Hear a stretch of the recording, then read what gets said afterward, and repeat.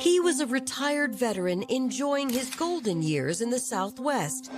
They ended up being stationed in Arizona, and he fell in love with it out there. He kept his circle very small. He was close with his brother and his family and was living his life. But a comfortable retirement would be upended by a devastating fire. The calls reported sounds of an explosion and a house that was fully engulfed in flames. The owner of the house is missing. The investigators find large, open, empty safes inside. I knew something wasn't right. As the investigation unfolds, the search for a missing person will escalate to the hunt for a killer. There had been a considerable amount of blood. We were treating it as a homicide investigation, culminating in a nationwide manhunt for a pair of dangerous fugitives who will stop at nothing for freedom. There's Bonnie and Clyde on the run. Their violent tendencies could come through, especially in desperation. Both of them showed this greed. She didn't necessarily want to see him killed, but we all know how it ended. She was so blinded by this fantasy that he was presenting to her. His character came shining through, full, bright beacon, like a lighthouse of evil.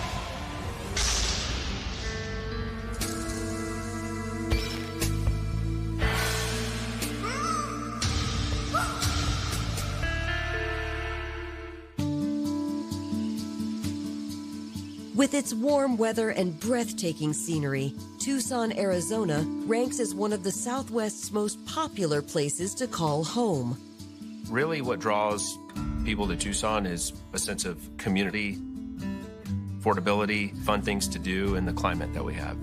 It allows you to be active year-round. On April 16th, 2019, a dark cloud looms over that community when residents of one quiet neighborhood are jolted awake at 4 a.m.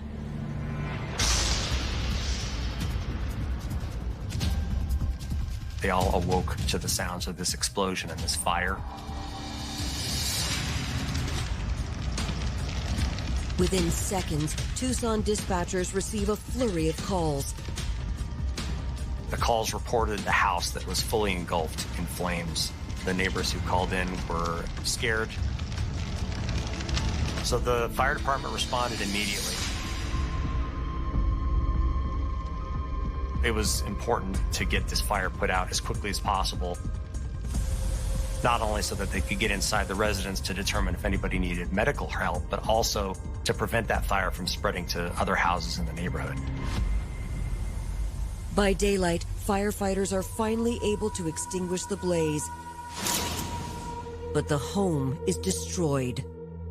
By the time they got it put out, there were portions of the roof that had caved in, portions of walls that had come down. The home was a complete loss. And so Tucson Police Department arrived on scene. The first thing that they're going to collectively do between both of the field public safety resources is look for victims, which they didn't find that night. The owner of the house is missing. Where's the homeowner? Detectives don't have to wait long for the answer. Later on that same day, April 16th, William Skip Bly called Tucson police to request to check welfare on his brother Frank. Every Sunday, either he called me or I called him. And that last Sunday that I called him, which was April 7th, there was no answer.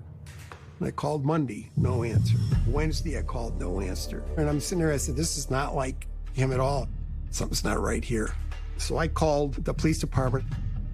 Police ultimately responded out to the house, and it was at that point that police realized, oh, this is the same house where that house fire and the explosion had occurred earlier on. The important part of the conversation with William at that point in time was to obtain as much information about Frank as possible to assist us in locating him.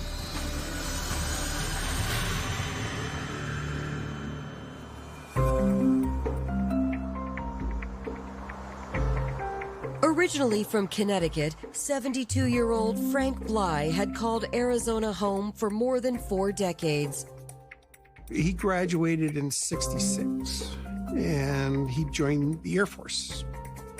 He spent 2 tours of duty in Vietnam. He was a helicopter and jet mechanic, and he ended up being stationed in Tucson, Arizona, and he fell in love with it out there. After retiring from active duty, Frank bought a home in Tucson and worked in the aviation industry. So he joined the Air Force Reserves. Loved that. He went flying all over the world.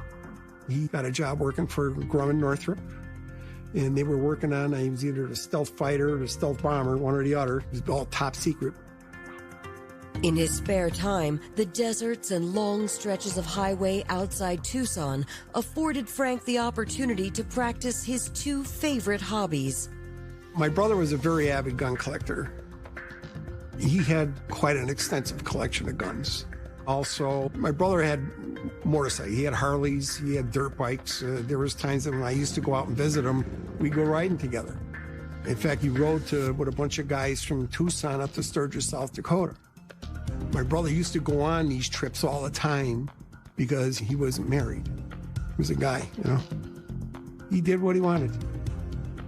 By 2019, Frank had settled into his golden years and enjoyed a weekly social routine.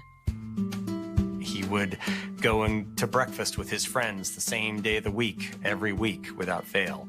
He would go to the same bar, meet with the same group of friends, have 1 or 2 beers, and then he would leave and go home. He kept his circle very small. He was close with his brother and his family and was living his life.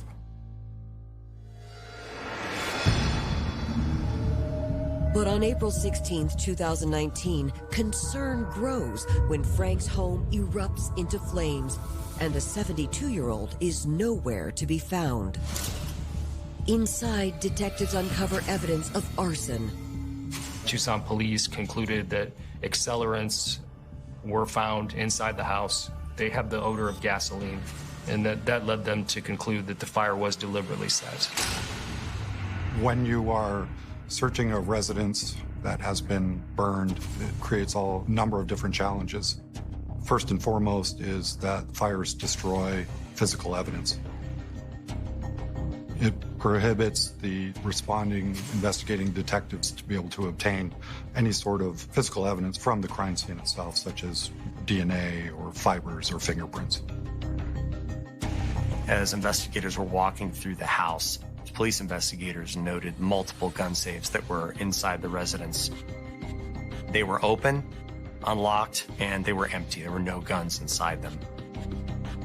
When the investigators find large, open, empty safes inside of a house, it's certainly a suspicious factor at that point. They would have been concluding that someone had perhaps deliberately set the fire after having taken items, probably valuable items, from inside those safes. It was potential evidence of some kind of theft or potential robbery.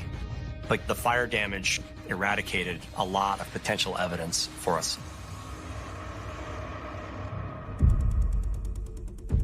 The only place that was left intact, so to speak, was the garage portion of the residence. The information that Skip gave investigators was that his brother Frank had 2 cars.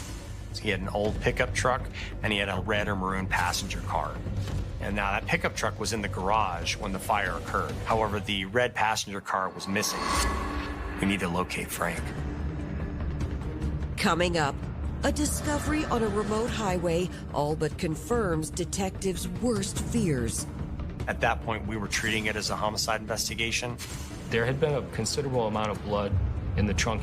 And a disturbing phone call reveals someone else may be in danger. She called me and she's like, I gotta leave town. She was panicked. I was really concerned that he would just kill her.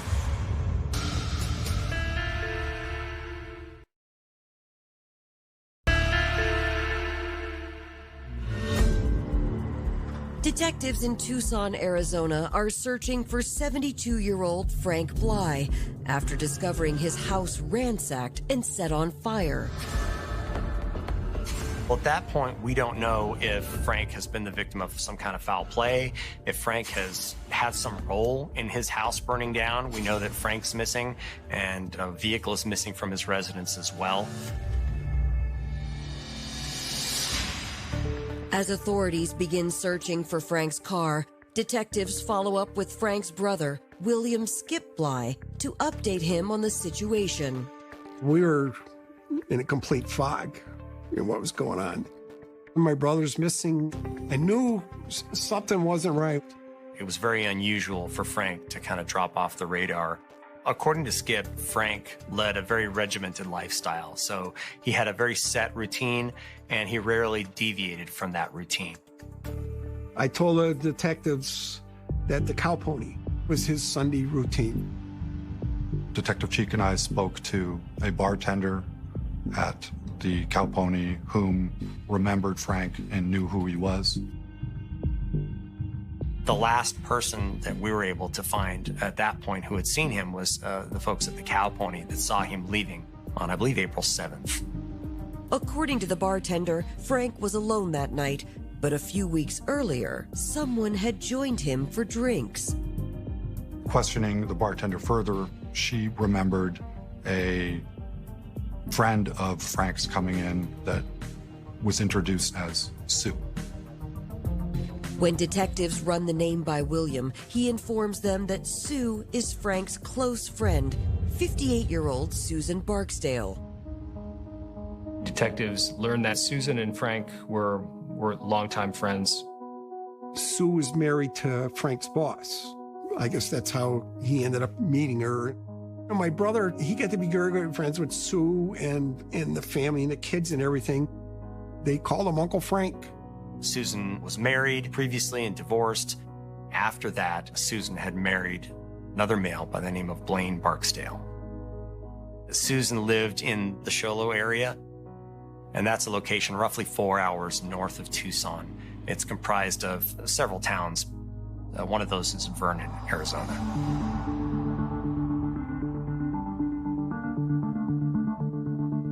So Detective Cheek and I interviewed Susan. Through the course of the interview, Susan seemed concerned for Frank. She had no idea what had happened with Frank and didn't know where he was. We asked him when the last time she saw Frank was. According to Susan, she had last seen Frank on April 12th. She said both she and Blane had been in Tucson. They had seen Frank. They'd been at Frank's house. She and Blane ended up driving back to Vernon, and she claimed that that was the last time she'd spoken with him. Susan promises to contact authorities if she hears from Frank. In the meantime, Tucson police focus their efforts on finding Frank's car and release its description to neighboring communities. One day later, they get a call from the sheriff's department. The day after the fire, Pima County Sheriff's deputy sees a vehicle on South Wilmot Road about 10 miles away from Frank Bly's house. And the vehicle is pulled over on the side of the road. Nobody's inside the vehicle. When the Sheriff's Department personnel ran the license plate, it returned to Frank, and they notified us that they had located the vehicle. That was a huge step forward in the investigation.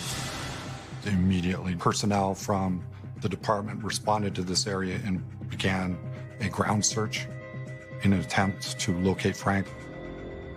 There's no sign of Frank in the surrounding desert. But when authorities search his car, they make a harrowing discovery. The vehicle was fairly clean. However, in the trunk, there was visual signs of blood. And there were bags with rags that were soaked in gasoline. We used the chemical reagent to figure out that there had been a considerable amount of blood in the trunk at one time. They were able to collect and figure out that it was Frank's blood through DNA tests. The fact that the blood was in Frank's own vehicle led them to the conclusion that Frank had been seriously injured, he had bled, and then somebody had placed him into the trunk of his own car, where he'd been for at least some period of time after that. Just based on the quantity of blood that appeared to have been in that trunk, I believed that Frank had died, that he had been murdered. At that point, we were treating it as a homicide investigation.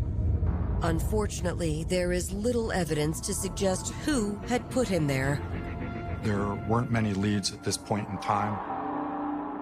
Then, 1 week into the investigation, the daughter of Frank's close friend Susan Barksdale reaches out to law enforcement, claiming to have received an alarming call from her mother. She called me from a random number, and she's like, I gotta go, I gotta leave town. Like, you could hear it in her voice. She was panicked. Jada expressed to investigators that Susan's husband, Blane, was a danger, and she was concerned that he hurt Frank. I believe Blane saw Frank as a threat. He knew that, Frank and my mother had been good friends for many years. They would hang out together. They would go to eat together. Susan would go out shooting with Frank. But Jada claims that when her mother married Blane, he became jealous of her relationship with Frank. Blane had a lot of control over my mom, and he was very verbally, emotionally, and eventually physically abusive with my mother. Anyone who knew my mom knew that she's very assertive in her opinions and beliefs, just a very strong personality. And he was able to chip away at her very strong personality until she was just terrified to have an opinion about anything. I know that Frank did confront Blane about this abuse and, said to keep your hands off Sue. Blane knew that, Frank could help her get on her feet if she decided to leave him. Jada tells detectives that she can no longer get a hold of her mother, and she believes Blane has taken her hostage. I was really concerned that he would just kill her. I believe her life is absolutely in danger. Authorities immediately attempt to locate Susan and Blane at their residence, but they're too late. They are nowhere to be found. We did, however, locate some of Blane's family members up in that area, and they were able to tell us that Blane talked about signing over titles of vehicles to them. He talked about, hey, can you check on our dog? We're leaving our dog. And that was obviously suspicious to us. That was suspicious to family as well. It didn't make any sense as to why Susan and Blane would be doing this. By all appearances, it seemed that Susan and Blane were just walking away from that property, their vehicles, their dog, and never coming back. It was clear to us at that point that Susan and Blane were going on the run.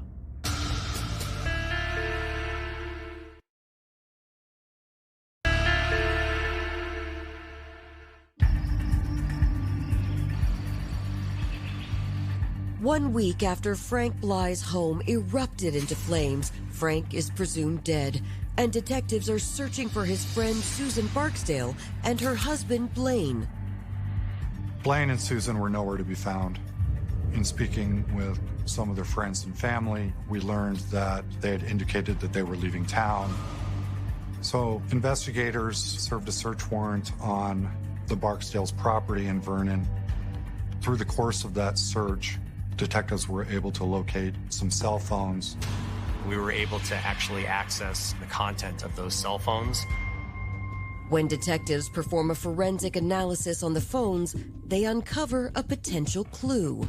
One of the cell phones that belonged to Susan, there were deleted text messages that we recovered from that phone. Around the time that Frank's home went up in flames, Susan had been in contact with a person named Brent. And so that became immediately significant to us. They were sent the morning of the fire on April 16th. And in those text messages, Susan expressed concern that Brent and Blane had become separated from each other in Tucson, where Frank lived. The phone number for Brent was researched by Tucson police detectives. They were able to figure out Brent was Brent Mallard. We learned that Blane was his uncle. On April 24th, we worked with police in the Avondale area. That's in the outskirts of Phoenix. And they were able to locate an address associated to Brent Mallard. When detectives meet with Brent, they're immediately taken off guard by his appearance. Detective Cheek and I observed that he had numerous bandages over different parts of his body. He had abrasions on his face, and the marks on him and the injuries appeared to be that of burns. I remember just looking at Detective Cheek and having a moment, because burns all over your body that's a clue. Detectives asked Brent to accompany them to the station for an interview. We didn't tell Brent initially what we were talking to him for, and he was cooperative and calm. Brent initially stated that he was in fact burned, but he stated that it was due to a welding accident. Coincidentally, he talked about sustaining these burns around the same time period as the fire that occurred at Frank's house. We didn't believe his story, and we began to press him even harder in the interview for him to just come clean and tell us the truth. And it was at that point that he admitted that he lied to us. Brent eventually told Detective Cheek and I that he was involved in the arson and lighting the fire at Frank's house. According to Brent, on April 15th, his uncle had asked him for a ride to Tucson. Brent advised that Blane provided a gun as payment and gave Brent a Ruger pistol for him to drive to Tucson.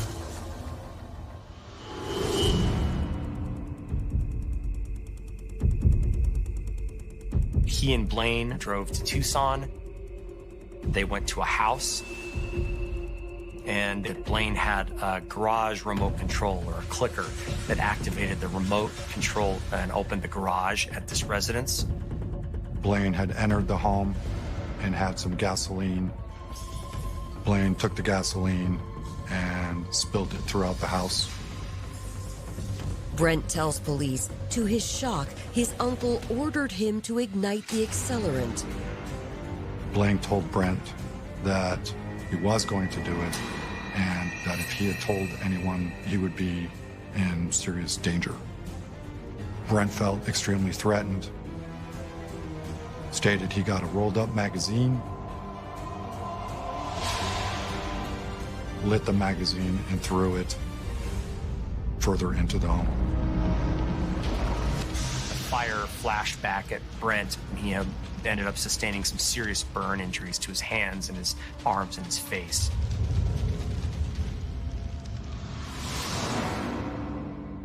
Brent described running away on foot, and he said that Blane took off in a vehicle.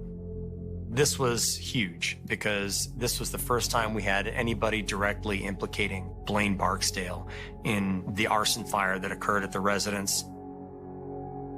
Detectives finally have the confession they need, but the whereabouts of Frank's body is still unclear. Brett indicated that at no time did he see the homeowner or know who Frank Bly was.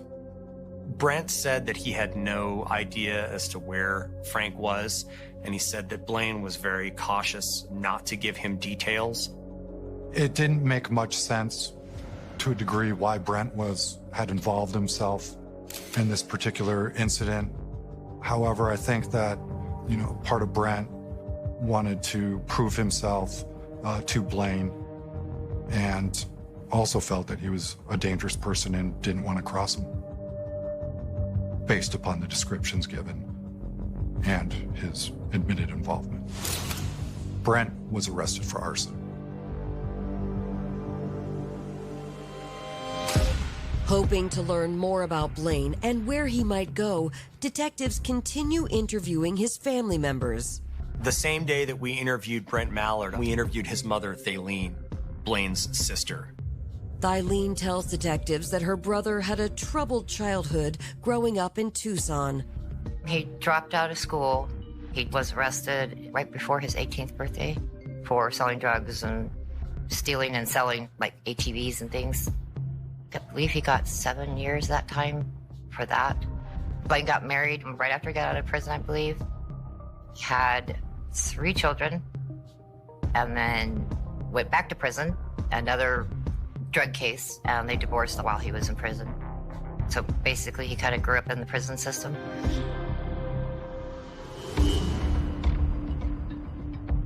After his release from prison in 2011, Thylene says Blane earned an honest living as a woodworker. He went to work building cabinets and things like that, crayon and that type of thing. And that was where he met Susan. I thought that she was great for Blane, and I didn't know what she saw in him, but I was happy because I thought maybe that would settle him down. I guess I was wrong.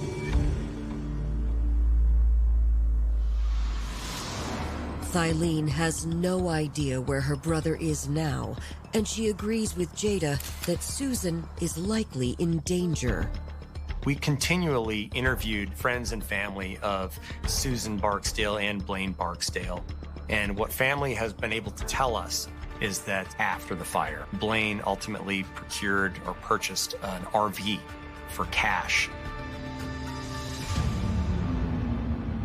Detectives issue a bolo for the RV and alert the U.S. Marshal Service.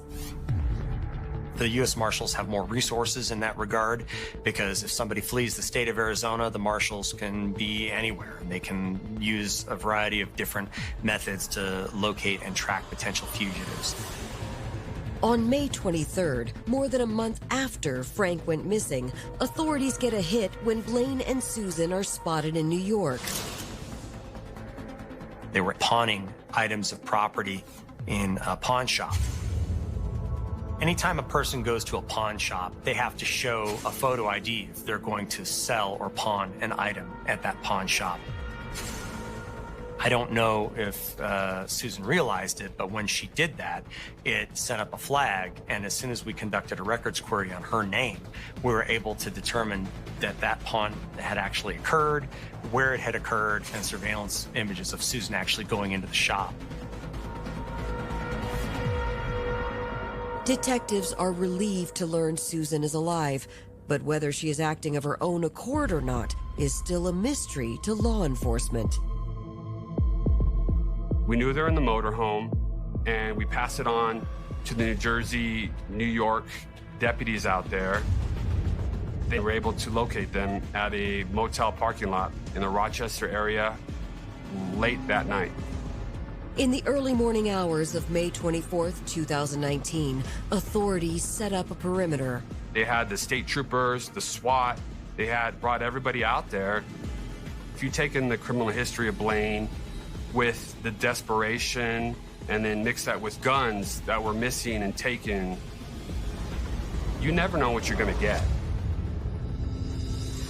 Coming up, law enforcement have their suspect in their crosshairs, but a daring escape will leave the whole case in jeopardy. When you're on the run, your propensity for violence is very high. And I'd never seen an operation of this magnitude.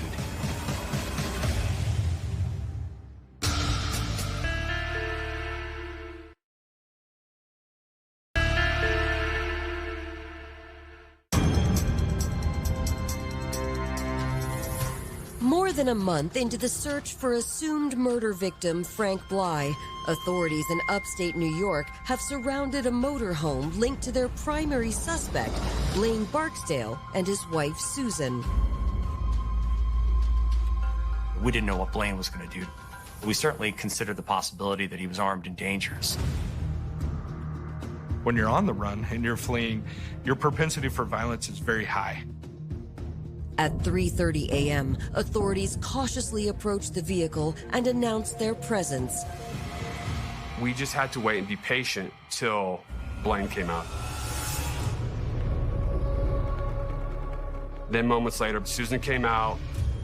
After more than 3 weeks on the run, the Barksdales are taken into custody and transported to the Monroe County Jail in Rochester, New York. When Arizona detectives arrive, Blane refuses to give a statement. But Susan appears anxious to talk. When I first saw Susan, she seemed extremely frightened. She was crying, and it sure appeared like she had two black eyes, was the first thing that I noticed about her. Susan claimed that she had been beaten by Blane throughout their trip across the country. In addition, she told Detective Cheek and I some additional information about the events prior to Frank's disappearance. Frank had indicated that if anything were to happen to him, he wanted her to be responsible for his items.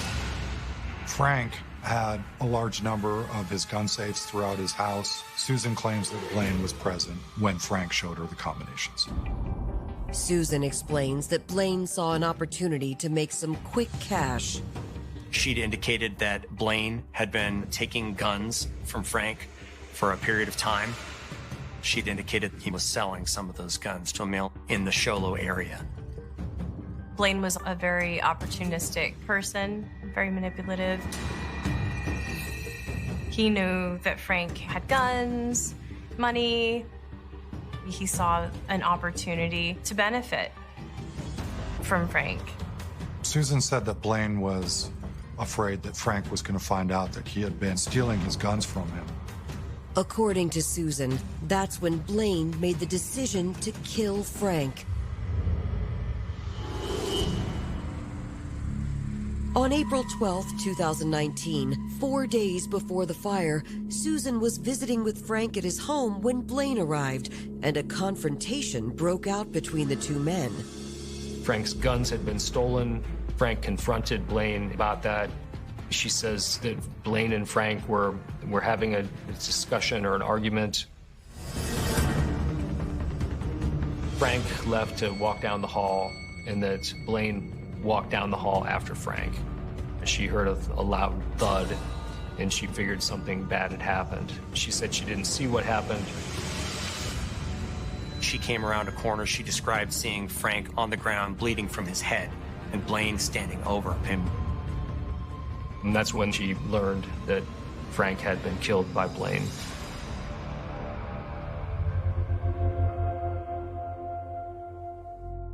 Susan told us that Blane forced her to clean up the blood and threatened to come after Susan's family if Susan did not help him clean this evidence up.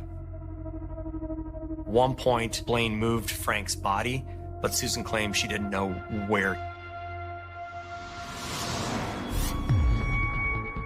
Susan described driving her car back from Tucson to Vernon, and she said that Blane drove Frank's car. At one point in time, she lost track of where Blane was, and then he later arrived at their property up in Vernon. Susan denied that she had any involvement after that point besides cleaning up. Susan says that she was a victim of Blane and was doing what Blane directed her to do. Susan felt threatened. Despite her willingness to cooperate with law enforcement, authorities charged Susan with multiple crimes, including first-degree murder, first-degree burglary, arson, felony criminal damage, and theft. Susan was able to confirm much of the evidence and our suspicions of everything. What Susan couldn't confirm was the location of Frank's remains. Blane faces the same charges as Susan. And in late August of 2019, the couple is extradited back to Arizona. A subcontractor or a third-party vendor was responsible for the transportation of Blane and Susan. This guard company was driving Blane and Susan through South Utah when Blane claimed that he had to use the restroom. Blane was able to slip his handcuffs in front of his person, grab a hold of the guard. The guards were not armed at the time of this offense. There was no weapons readily available to them. Blane was able to force both guards into the holding area of the vehicle. He had both of them remove their shirts, which were uniform shirts. Blane and Susan put these shirts on. He detained them, locked them up inside the transport van. They kidnapped the guards. They drove quite a distance. At some point, Blane and Susan left the guards locked in this transport vehicle, and they left with unknown individuals in this red truck. I was in complete disbelief. I've done this job for a number of years, and I've never had anything even remotely like this happen on any of my cases that I've investigated. We believe that Susan was an accomplice at this point, that Blane was the one that was kind of the mastermind of how they were going to be able to get away at that point when they kidnapped the guards. They were going on the run, and they were going to try to put as much distance between themselves and investigators as possible. And at that point, the chase was on.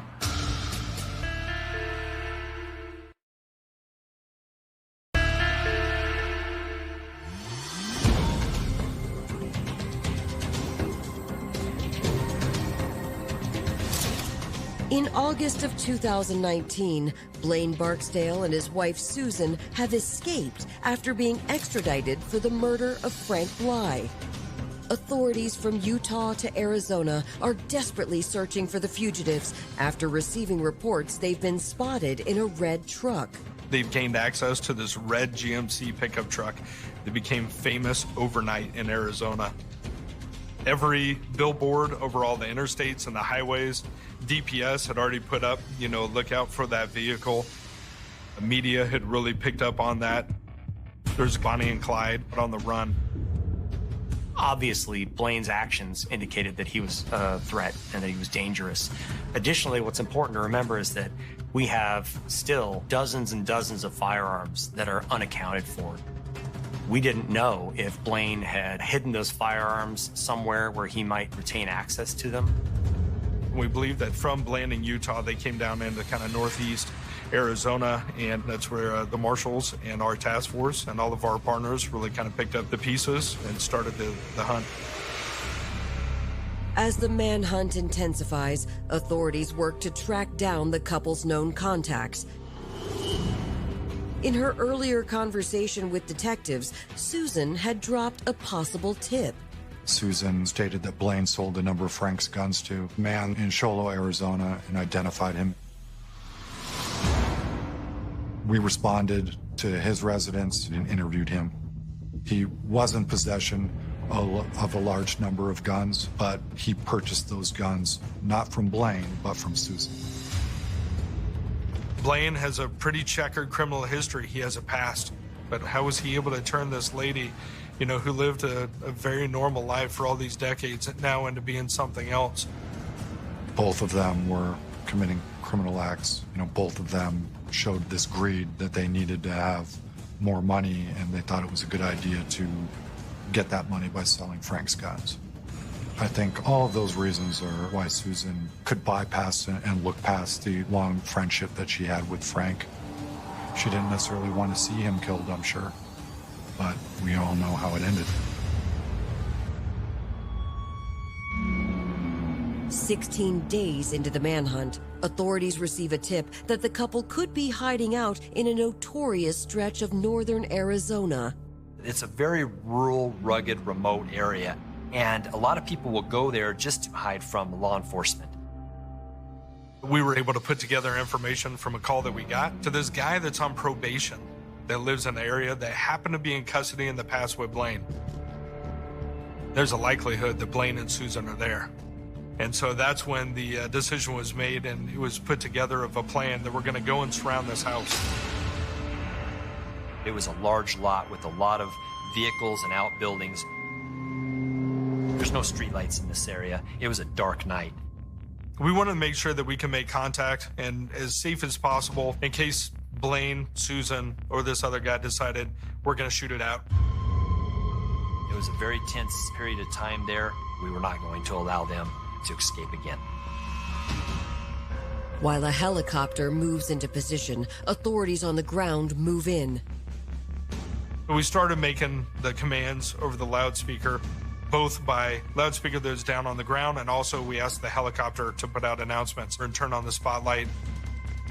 We wanted Blane and Susan to know that there was nowhere that they could escape from or that they could go to. Their only safe option was to come to us. After several tense minutes, the homeowner emerges and Susan follows. Moments later, Blane Barksdale exits the residence with his hands up, and he's complying with the directives and the orders of the officers. As he approached the marshals that were getting ready to take him into custody, it was almost like he had a change of mind last minute, and he became very aggressive. He started cussing out the officers who were in front of him. He dropped his hands close to his waistband. Blane was pretty agitated, still wasn't compliant.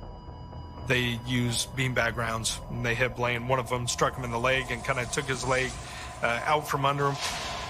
That's when the team goes in there and puts cuffs on him. It's all right, they've got hands on him now. With Susan and Blane Barksdale finally in custody, authorities push them for intel on the whereabouts of Frank Bly's body. Yeah, we were able to negotiate plea agreements in the case, so Blane agreed to plead guilty to a second-degree murder with a sentencing range of 19 to 22 years.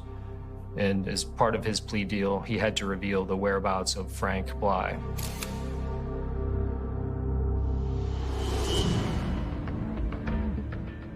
He stated that he pushed Frank Bly's body out over the edge of a cliff in Salt River Canyon.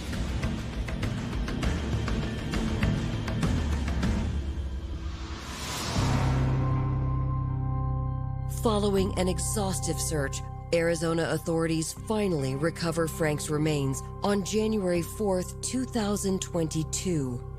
Everybody said, oh, you must have closure now. You never have closure. You never will. Because you always sit there and say, why did this happen? Blane said he had been kind of out of his mind during that time. He'd been using meth. He felt terrible about getting himself into trouble, killing Frank, and then getting Susan into trouble as well. Blane was never blaming Susan for Frank's death and was trying to take as much of the blame as he could throughout the process. So the relative roles of Blane and Susan were pretty clear. Blane was more culpable. Blane admits that. My mother was under extreme duress during this entire time period. The only reason my mom went anywhere with that man was in an effort to protect her family because our lives were under threat by Blane. Susan says she's a victim. She says that Blane made a lot of threats towards her and forced her to do things that she didn't want to do. Only Susan really knows how much of a victim she was and how willing or unwilling of a participant she was in Frank's death. Prosecutors also cut a deal with Susan. Susan pled guilty to manslaughter, which is a less serious crime than second-degree murder and first-degree murder.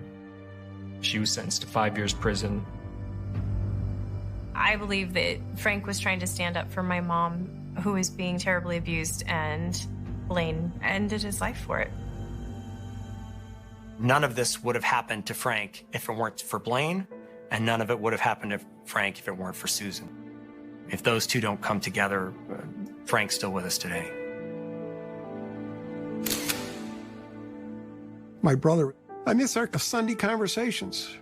You know, going out and seeing him. He lived the life that he wanted, which I couldn't ask anything less of anybody.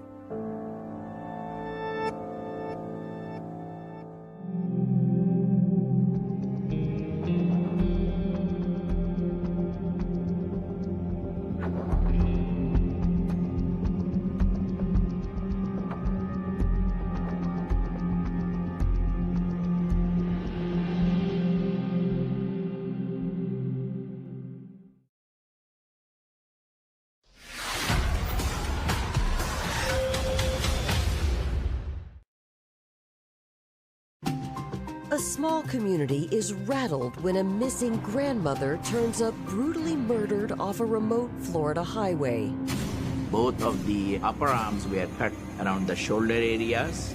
The body had been dismembered. Just the way that was done is gruesome. The investigation will take authorities across state lines as a complicated family history surfaces. Our initial diagnosis was paranoid schizophrenic. She had taken off in the middle of the night without any word. As police search for answers, suspicion will grow closer to home and to a couple with desperate secrets of their own. He snapped in every sense of the word.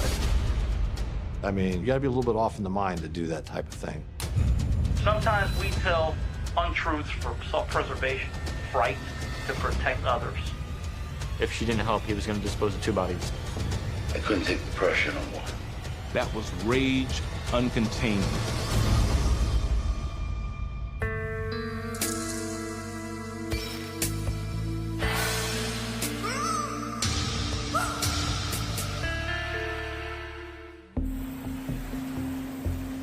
Brevard County, Florida is an oasis for residents and visitors alike. Brevard County is known as the Space Coast. Actually, many years ago, they changed their area code to 321, which is the countdown to relate to the Space Center. This is where we sent men to the moon. It's also where we have all types of waterways, beautiful beaches, 72 miles of coastline. On May 14th, 2013, authorities are alerted to a gruesome discovery along a remote highway. The maintenance worker who was going to service a cell phone tower out in Miko. Now, if you know anything about Miko, it's a vast rural land.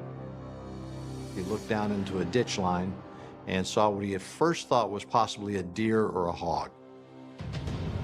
As he looked closer, he actually noticed a skull, and he knew right away that was a human skull.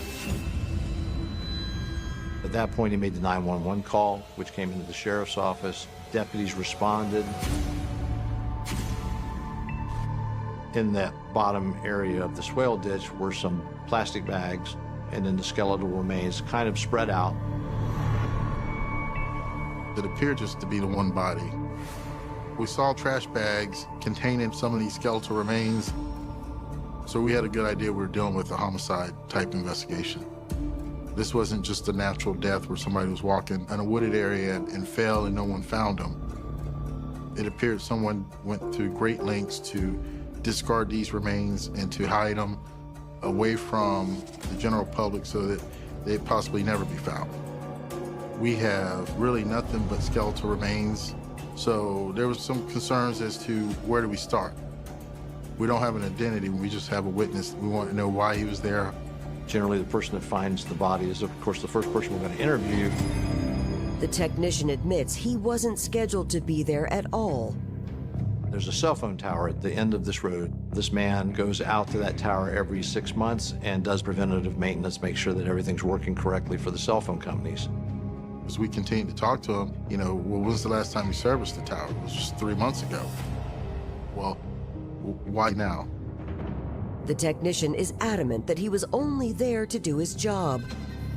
He explained that he was actually on a call out to check a tower that was actually south of our county.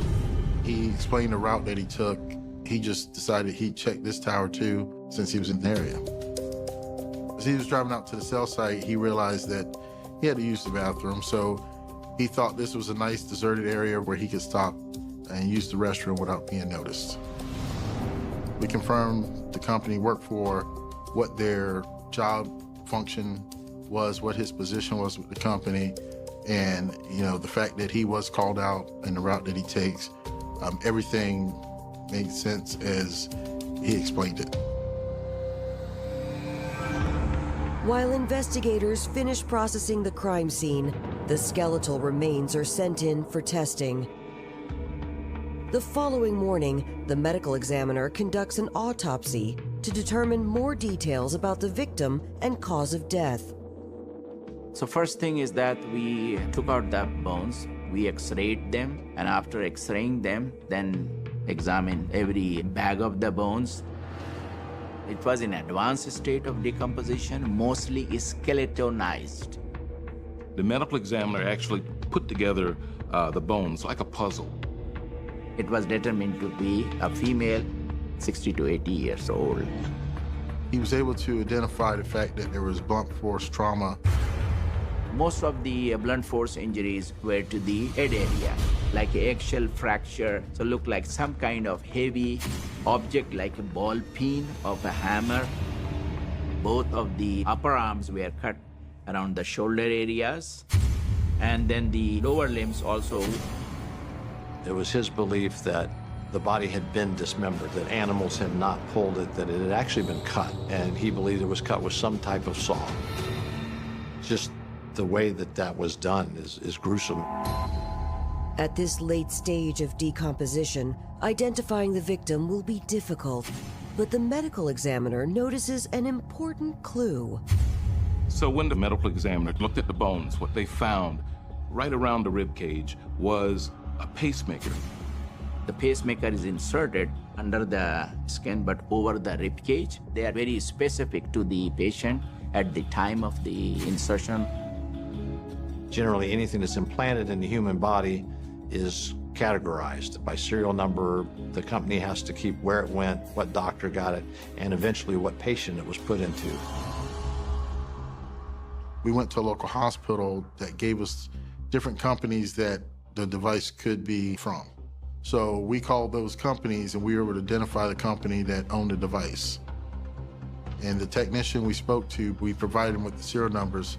He was able to provide us with the name of the patient as Maureen Riccio. She was 70 years old. While the pacemaker is sent off for data analysis, investigators focus on tracking down Maureen Riccio's next of kin and last known address. Looking at electric records, water records, we were able to determine that she was residing in a house in the city of Melbourne. It was a rental. Our first thing is go to the landlord and talk to the landlord and find out what can they tell us. They found out that Maureen was actually staying with her son, Frank Riccio, his girlfriend, Eileen, and their children. The landlord said they were decent tenants. They had paid him for some time in advance when they first rented the property. But they moved back to New York in April, leaving the house vacant. So how had Maureen ended up the victim of a brutal crime in Florida? If the remains weren't totally skeletonized, they were pretty close. They'd probably been out there close to 2 months. So the timing was odd, because law enforcement believes that Maureen was killed in March and the family moved back to New York in April. Why hadn't the family reported her missing before then? We need to speak with her family. Coming up, investigators learn concerning details about their victim. A couple of months, she just kept on, day and night, havoc. I didn't know what to do. She just packed up and walked out the door, and they never saw her again. And new evidence will bring authorities closer to her killer. There was a pretty significant crime scene at that location.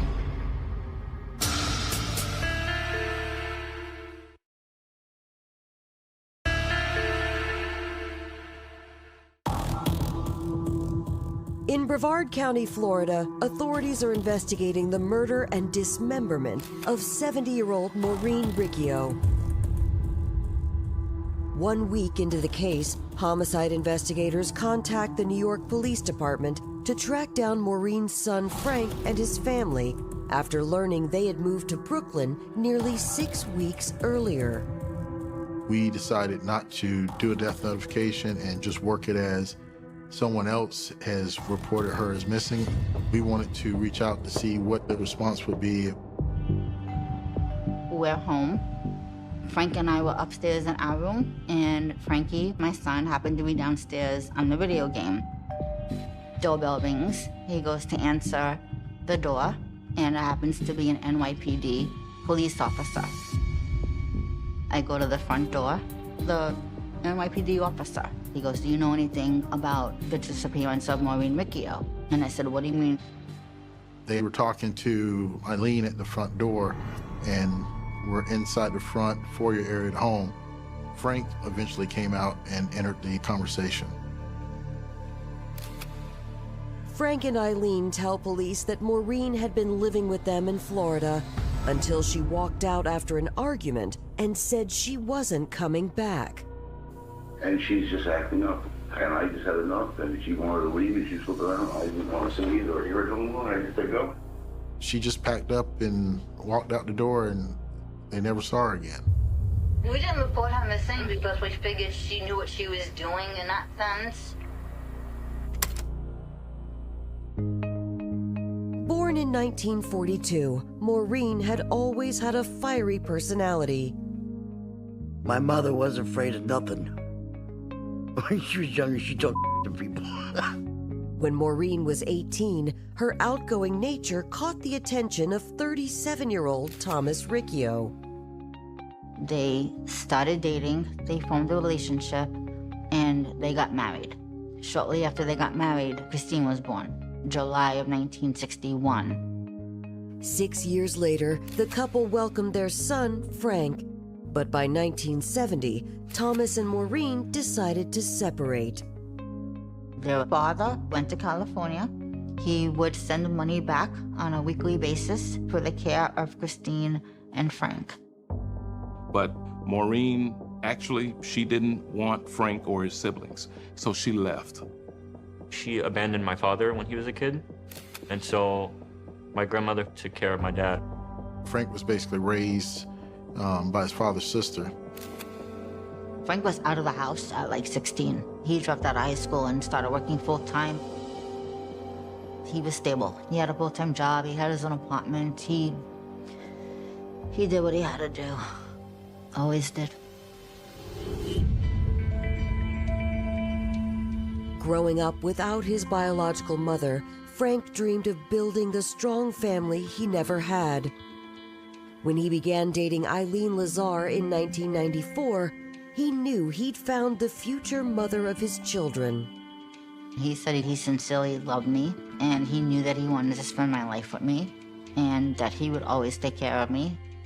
We did the whining, the dining, we did everything. Oh my gosh, he made me feel like a kid again. He had a way of shutting the world around and just making it all about me and him.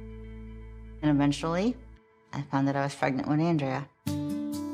Frank and Eileen's daughter Andrea was born in 1995, followed by their sons Frank Jr. and Thomas. In 2006, the family of 5 relocated to Florida. Frank was always into the buying, selling, and trading, which is how we established our home-based business. Frank was in Florida quite a few times over the course of the years for business. He goes, we need a fresh start. So we moved to Florida.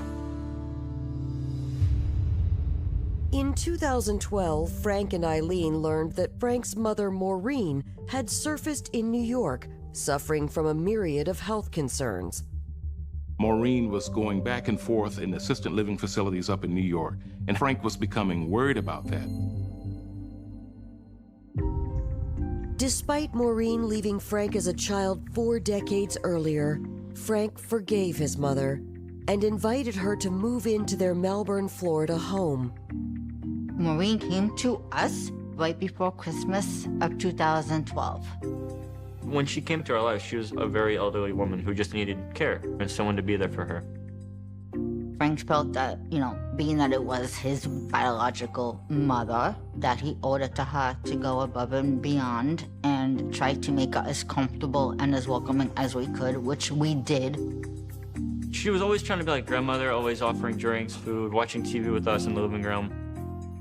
But the family quickly learned that Maureen's condition was more complicated than they'd anticipated. Frank really didn't understand what the severity of her diagnosis really was. Her initial diagnosis was manic depressive paranoid schizophrenic. So she was on like 12 medications 4 times a day. Neither him or I have any expertise in dealing with mental health issues. Frank and Eileen explained to the officer that the situation had grown increasingly chaotic over the next 3 months. She just kept on day and night. Havoc. I didn't know what to do. What was she doing? What are some things that she would do? Throw things at you, flip out, hurt yourself, scratch you, punch, everything. She started having temper tantrums. She started having outbursts. It was like, literally, I felt like I was dealing with another 2-year-old. The couple says despite their best effort, things only got worse. When Maureen walked out in March of 2013, they let her go. Now, what happens the day that she leaves? You said that she walks off? It was late. She was starting her antics. I want to leave. I want to go. I can't stay here. I can't take the heat. I can't take the bugs. I can't take the...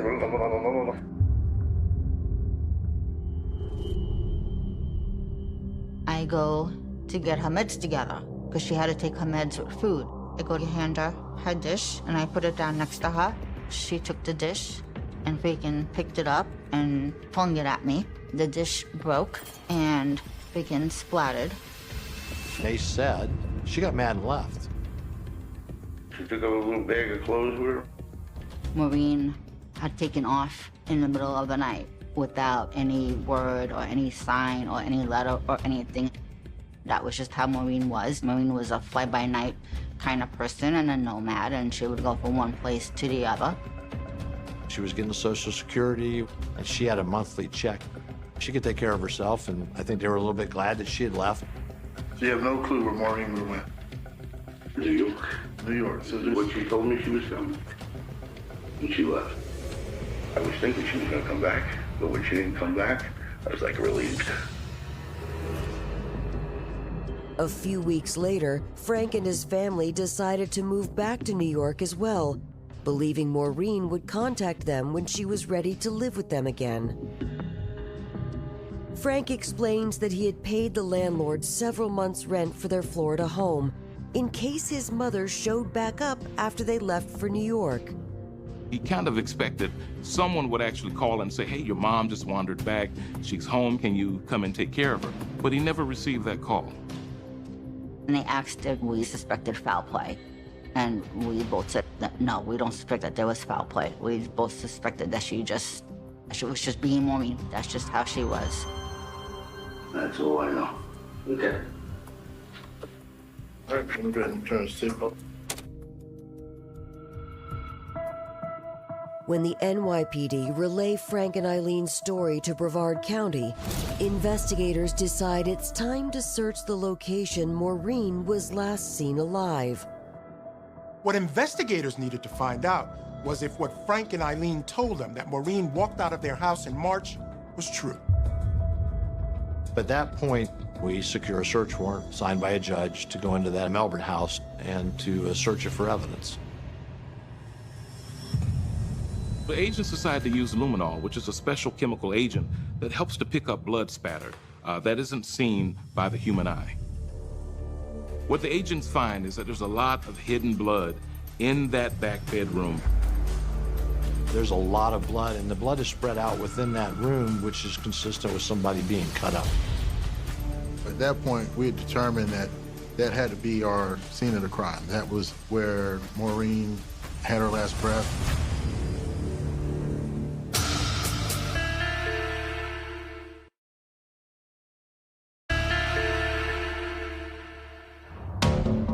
May 2013.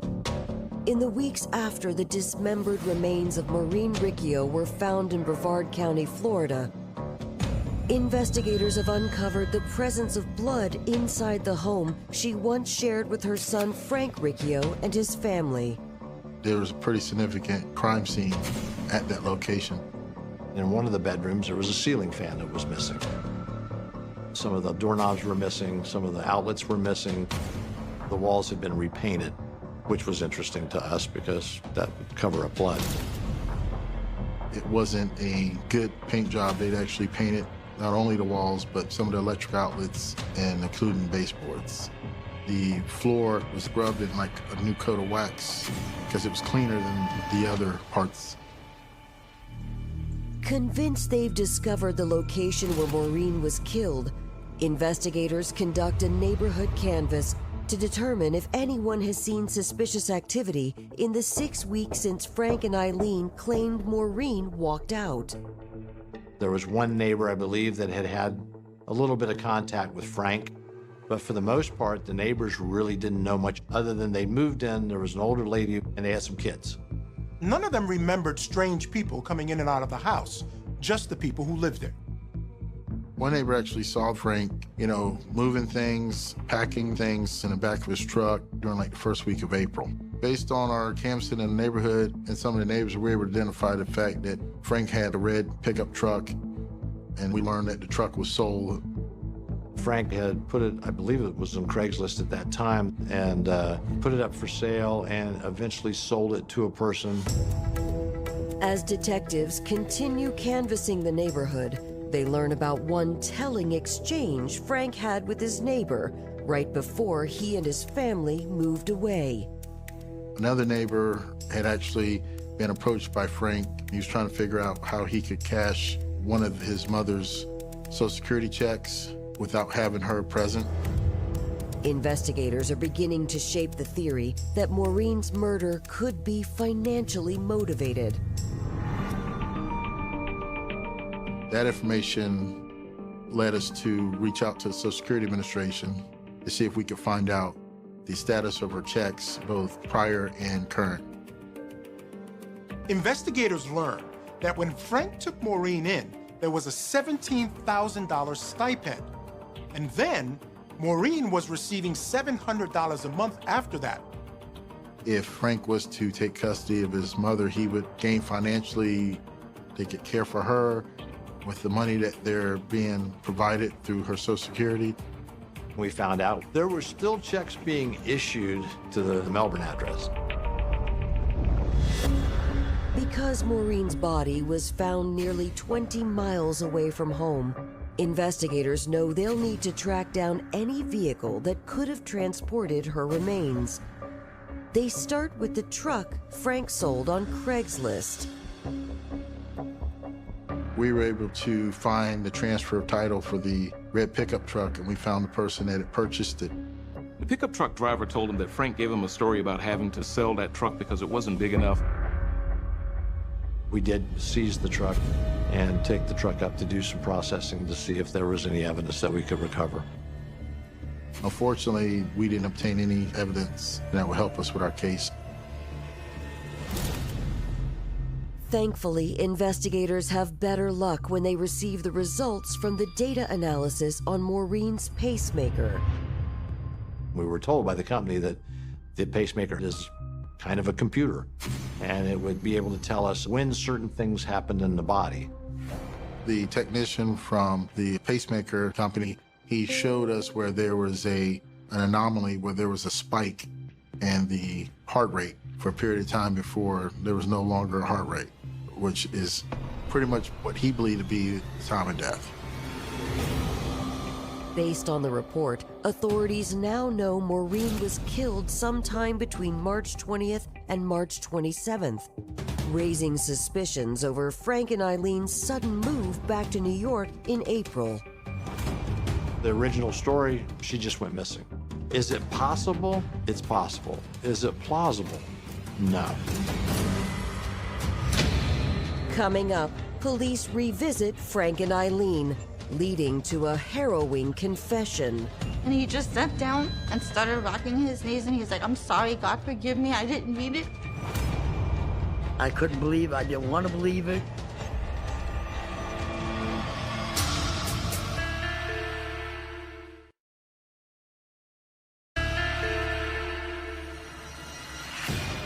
Two weeks into the murder investigation of Maureen Riccio, Brevard County investigators have zeroed in on Frank Riccio and Eileen Lazar as their primary suspects. We're trying to determine, what the motive would be.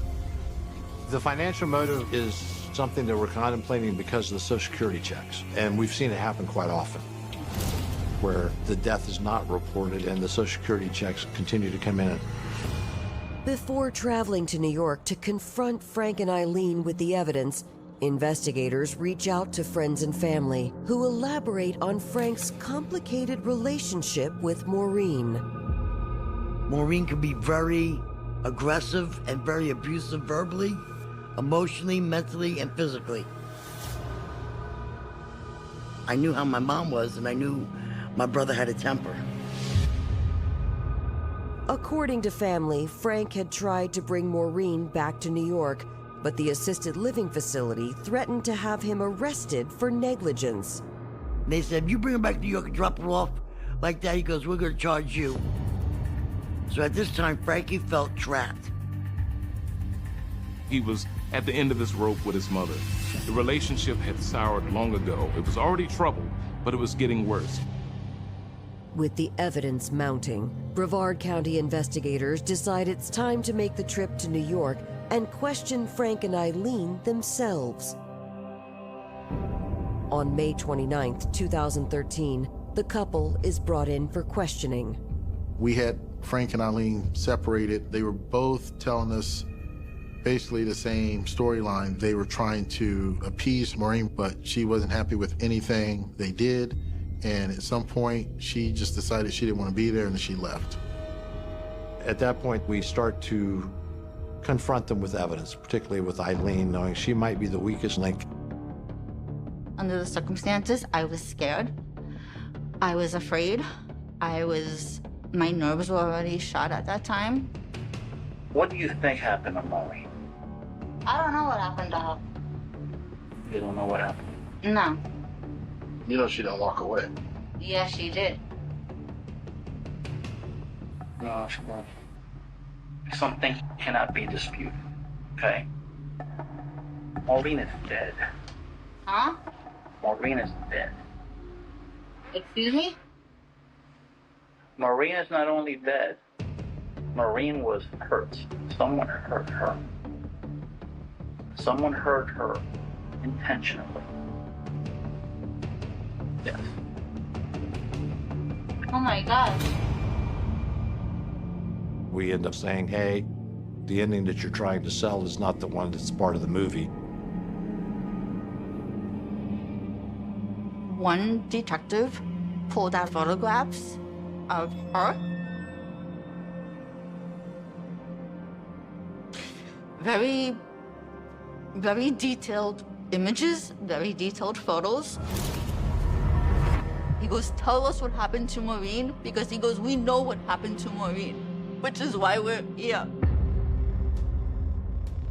And then he used the kid card on me. How much do you love your kids? And I said, don't go there. They said, please don't go there. He goes, do you want to see your kids grow up? Did Frank kill Maureen? No.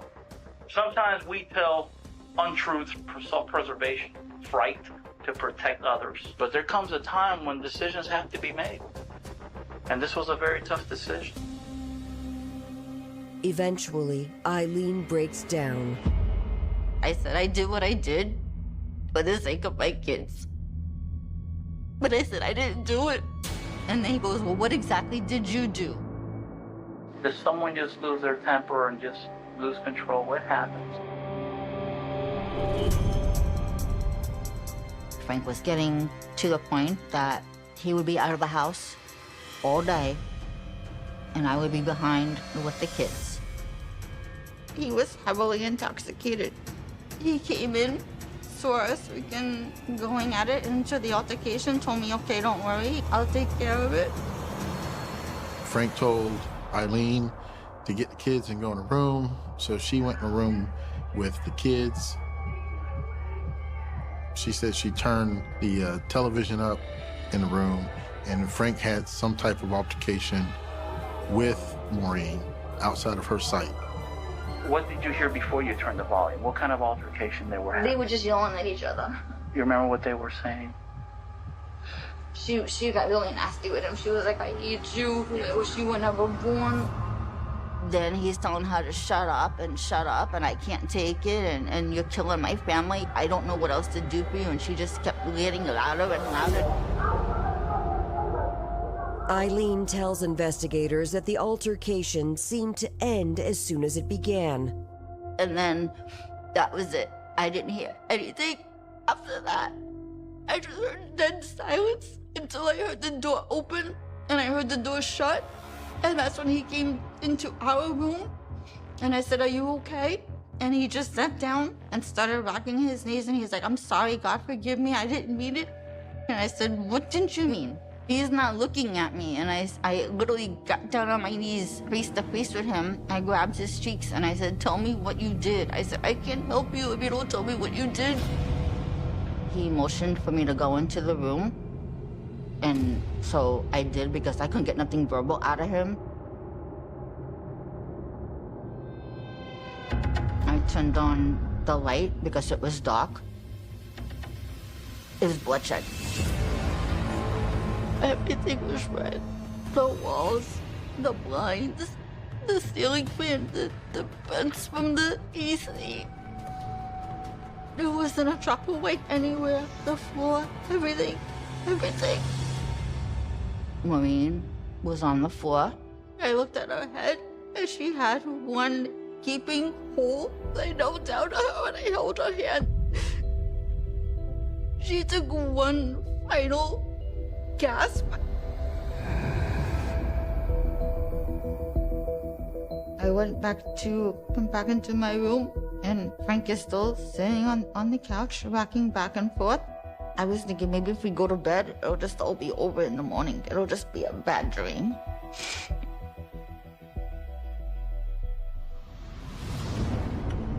Eileen insists Frank left her no option but to participate in the cover-up.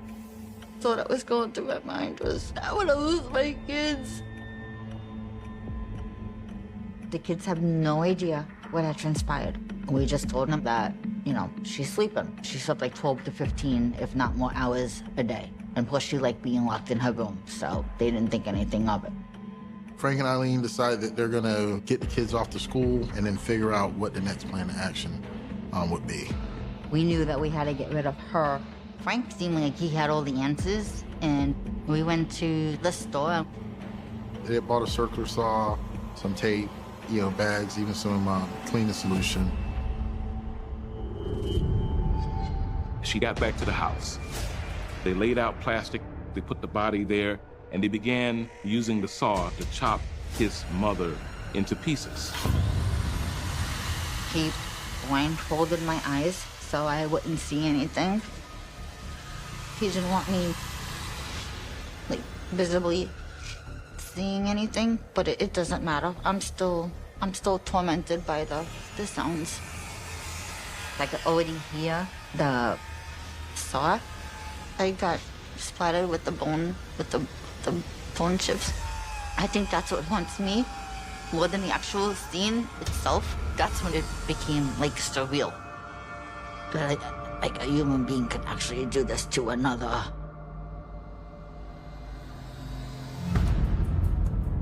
Eileen tells investigators she helped Frank clean up the scene and load everything into his truck. He rolled it up to the window, and they began pushing the bags into the pickup truck, along with the bloody mattress and other material. And that's when he decided to go ahead and just take it and drive a short time later to Miko to dump the body. I didn't want to hear details. I didn't want to know what was going to take place. I wanted to forget that it ever happened. It's a harrowing story, but is Eileen telling the truth? We believe she wasn't involved in the actual act of murder, but some of the things she did afterwards is really, you gotta be a little bit off in the mind to do that type of thing. Now investigators must determine, had Frank committed an impulsive act of passion, or did Frank and Eileen conspire together to get Maureen's money? You can deny, but at some point we're going to catch you on it. Coming up, investigators confront Frank Riccio and attempt to prove Eileen's true involvement. Obviously, there's some things that left. I was scared to death. I basically told him, I said, I'm gonna do whatever I have to do to get home as soon as I can.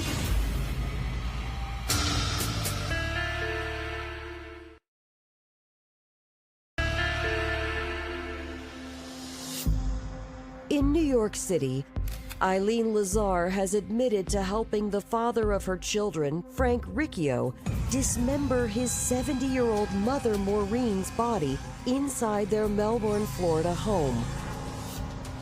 Armed with Eileen's confession, investigators confront Frank.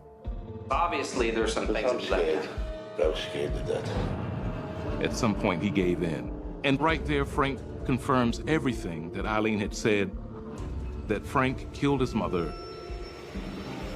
It was a hammer. Okay.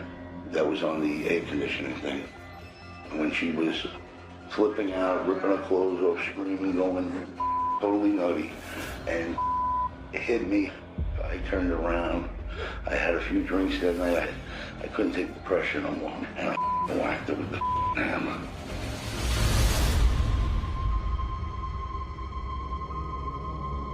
Frank, when he tells us he didn't get as emotional as Eileen, he was just basically kind of telling it like, okay, this is what happened. It wasn't planned. It just got to a point that I couldn't take it anymore.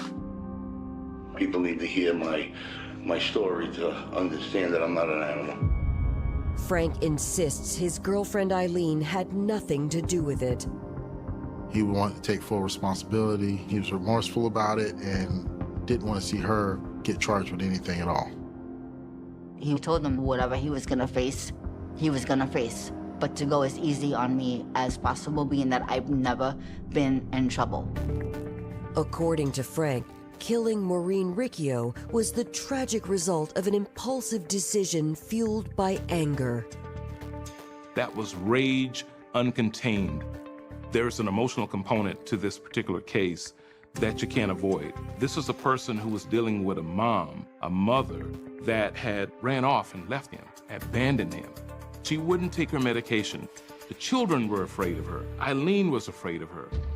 After questioning Frank, investigators speak with his children and learn the person they fear most is not Maureen. The kids eventually admit they've been kind of tasked into a story too, probably provided to them by Frank, and they remember some things as far as what happened that night.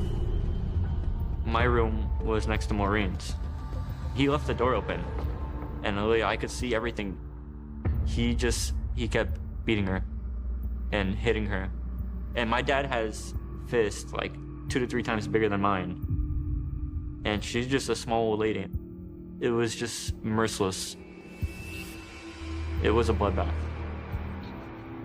I was scared. I was with my sister and we ran to the other side of the house because we were like, are we next?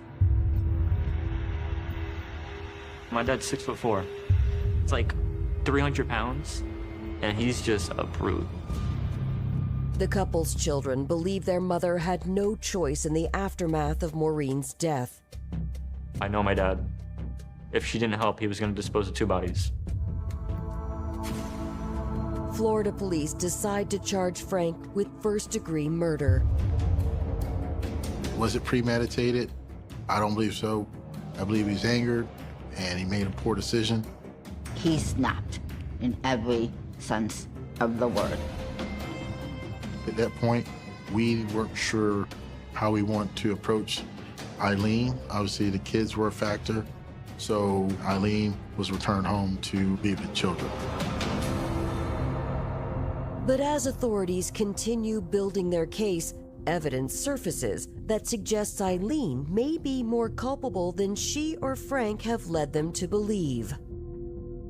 Our investigative analysts were able to look up some databases and found where Eileen had actually pawned some items over several different days.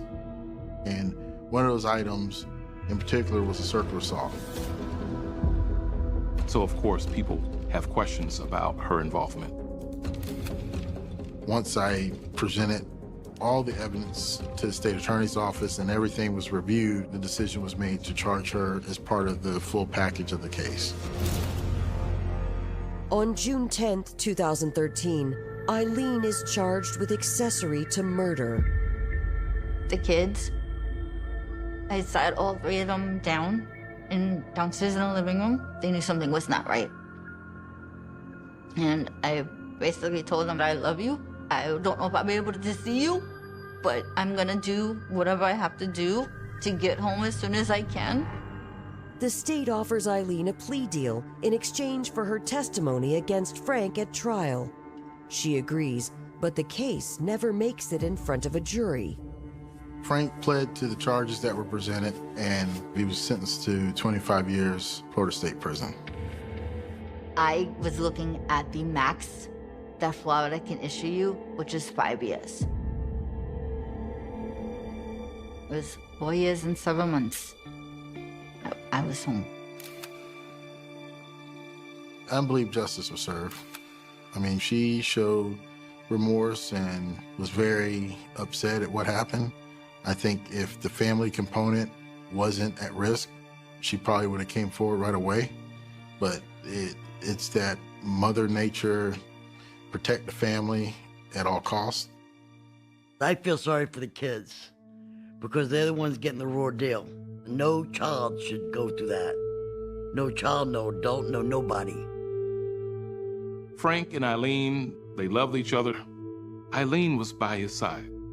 And thick and thin, whatever the case may be, she decided to stick with him and follow through with his horrific plan to dispose of the body of his mother. But I'm pretty sure my brother was not in his right mind, because anybody who does this could not be in their right mind.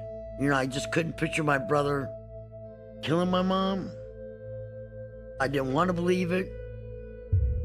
Nobody deserves to die the way she died. My mom is back in my life, and I miss the hell out of her. So, like, I'm happy about that, but it does affect me sometimes not having a dad. I just hope that he gets whatever help he needs while he's incarcerated, and one day my dad will come home, hopefully. I'll never be forgiven, ever. Ever. This is already over 10 years ago. Our lives are completely different. We're just trying to move on with everything. We're doing better now than we ever were before. We're more functional now than we ever were before. For the first time in my life, and the kids, we have stability. We have a foundation. We know where we're going, and that's everything. I've always loved my mom.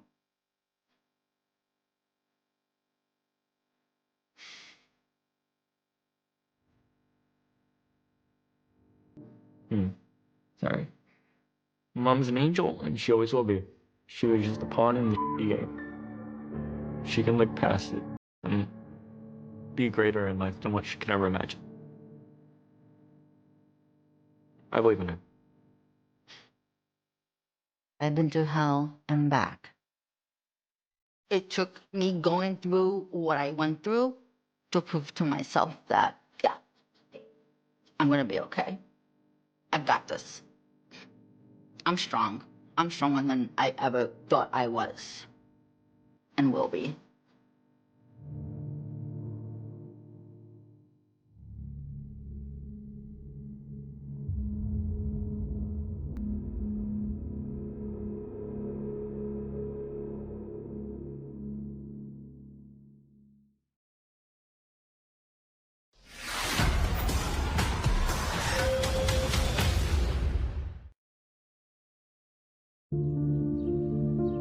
A peaceful Midwestern community is rocked by a tragic murder.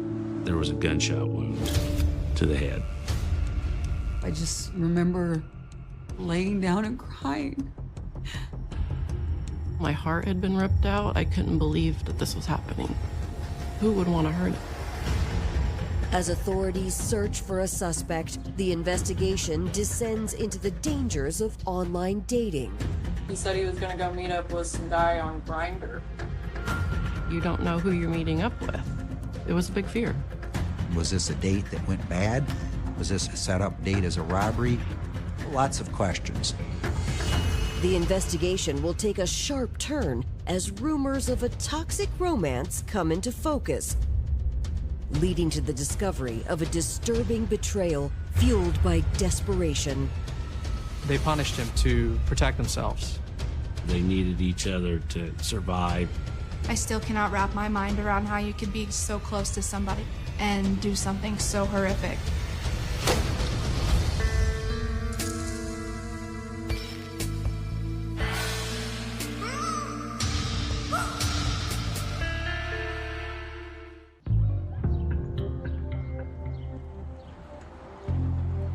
A quiet community south of Indianapolis, Morgan County, Indiana, may be best known for its family-friendly living. Morgan County is a small rural area, about 30 minutes south of Indianapolis. It's a peaceful, quaint community with not a lot of crime. But at 3 p.m. on September 13, 2019, a local resident calls 911 in a panic. We've been smelling something for a couple of days here, and we just thought it was a dead animal, but there's a dead person laying up here in the ditch. The caller reports the victim is lying along a fence adjoining her property. And you're for sure that that person is deceased, right? Oh yes, there was bugs crawling around him. There's officers on the way. They're going to be there in just a few minutes, okay? Investigators with the Morgan County Sheriff's Office are immediately dispatched to the scene. I was on call, so I proceeded to the location. This particular area was isolated. It had one residence right off the road, and the area was shaded by trees and thick brush. The deceased person was in late stages of decomposition. When we looked at the body, it was difficult to even tell if it was male or female. There was a gunshot wound to the head. And I've noticed that the deceased's right pocket was pulled out. Said automatically. Very cell phones. Most people have some kind of ID or credit card or money. So the fact that there was really nothing there led police to believe that maybe that was intended. As we started looking at the scene, we found 7 9mm shell casings. We determined that it was an automatic handgun and possibly a Glock due to the indentions on the shell casings. There was some blood found coming from the top of the fence to the bottom. There was some blood found on the rocks below the fence. It was the hypothesis or assumption at the time that the victim was going over the fence and then was shot. When investigators speak with the 911 caller, she says she hadn't seen anything suspicious, but she had heard something 4 days earlier. She had gone to sleep on September 9th at 4:30 and heard several gunshots, but it was a rural area, so there's a lot of target practicing and hunting, different people in that area shooting guns off, so it wasn't uncommon. With no clear evidence pointing to who might be responsible, investigators focus on identifying their victim. The body was transported to our Morgan County morgue, and then forensic pathologist did an autopsy on the deceased the next day. The forensic pathologist determined that it was a male, probably in their 20s, approximately 6'2", 6'3". The pathologist confirms the victim died from a single gunshot wound to the head. They couldn't say exactly when, but they just know the body had been out there for a few days. We also were able to get fingerprints from the deceased at the autopsy, and those were put into what's called an APHIS. We got a hit on the fingerprint for a male out of Jacksonville, Illinois, named Alexander Jackson. The Morgan County Sheriff's Office, they were asking themselves questions like, what was this guy doing out here? And why was he killed?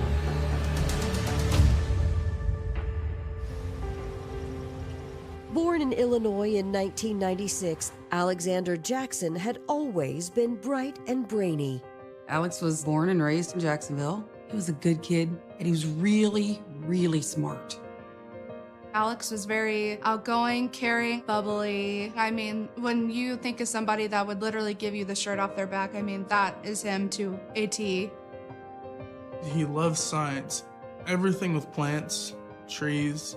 He would always hate seeing people cut trees down and everything. He always just wanted to do what he could to help the environment. We called him Sid the science kid, because he would have all these like facts that no one, like, why do you know that? You know? When he graduated high school, he then decided to go to Western University in Illinois to study environmental science.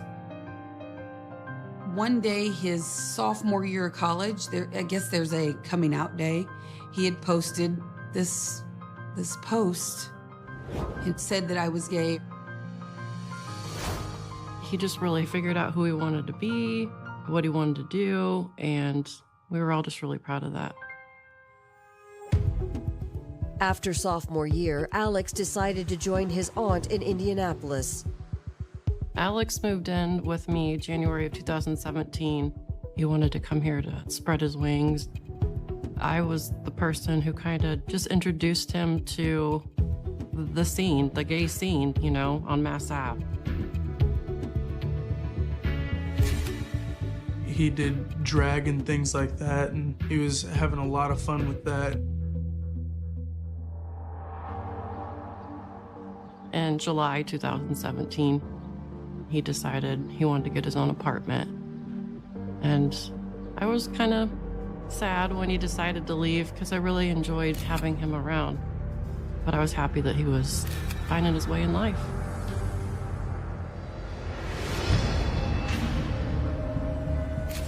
But Alex's plans for the future would come to a tragic end on an isolated stretch of road nearly 20 miles from home in Indianapolis. Once they got Alex identified, then the detective would reach out to the family. I was able to get in contact with Alex's mother, Lilona Jackson. I remember them telling me that they had found him.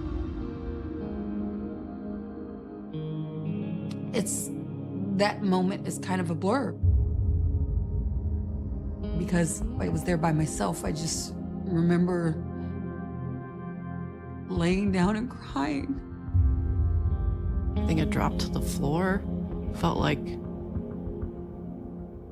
the part of my soul, my heart had been ripped out. I couldn't believe that this was happening. Who would want to hurt him? I learned that Alex had moved to Indianapolis to live with his aunt, Heather. He was taking classes there and working a job and doing really good for the most part. Alex's mother says her son's life had taken an unexpected turn after he moved out of his aunt's home in July of 2017. He lived in an apartment complex, and something had happened above him. And so water had leaked into his apartment, and he ended up needing to leave. I'm talking to Lilona. He was actually staying with friends at different places and hotels. And I think that kind of got him in a situation where he was getting with the wrong people. He had quit his job and had quit school and had started to hang around some people that were partying a little too hard. Alex called me and voiced some concern about the people that he had been hanging out with and that he had been doing things that maybe he shouldn't have been. He knew he needed to stop. It was quite a shock. Coming up, a chilling discovery leads investigators to uncover a bitter conflict between friends. He made a cryptic Facebook post in which he tagged Alex and said, "robbing the dead." That post sounded very awful, especially the timing. But a deeper look at Alex's dating life suggests a more sinister motive. Anytime you're dealing with one of these dating apps, there's a concern that you don't know who you're dealing with. And unfortunately, there could be predators out there.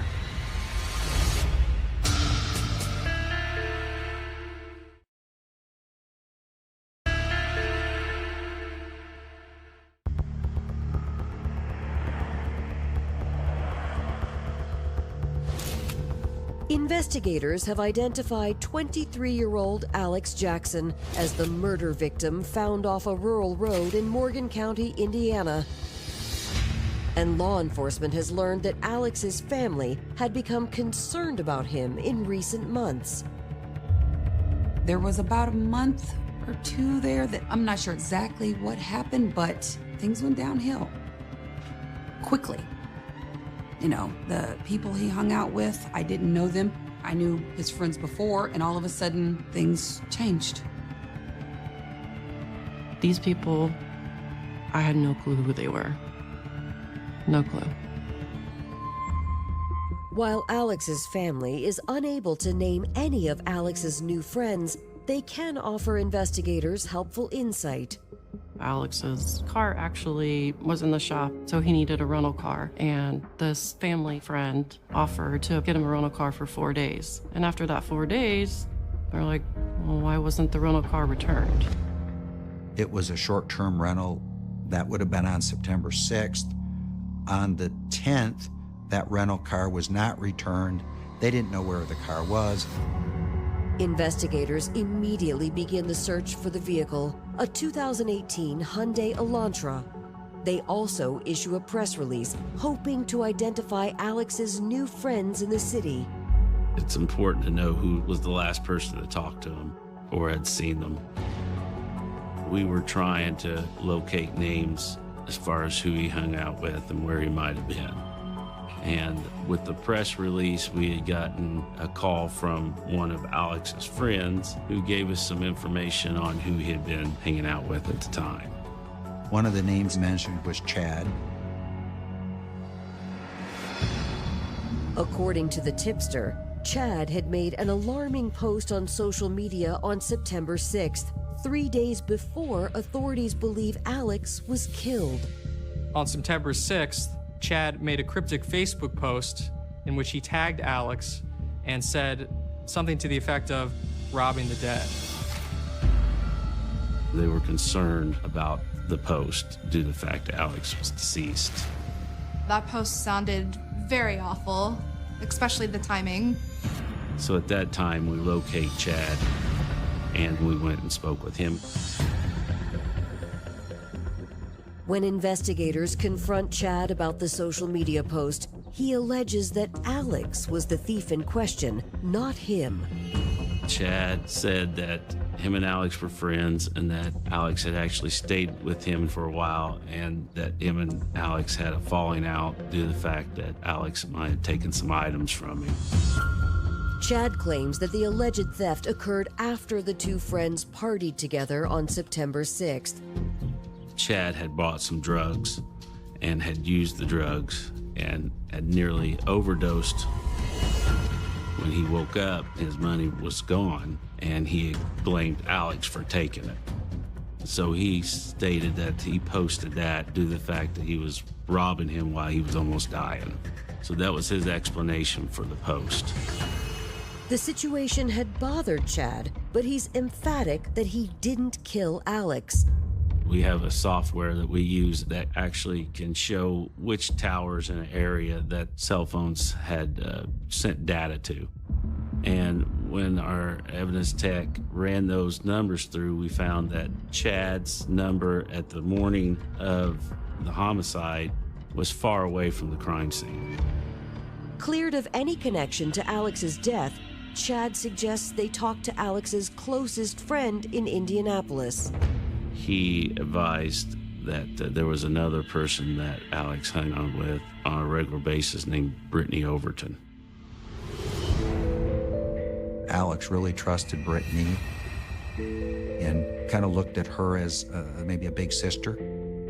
She was older and looked up to her for guidance, protection, stability.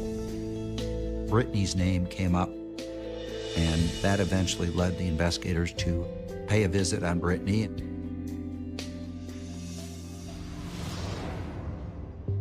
We proceeded to her grandmother's house and we talked to Brittany.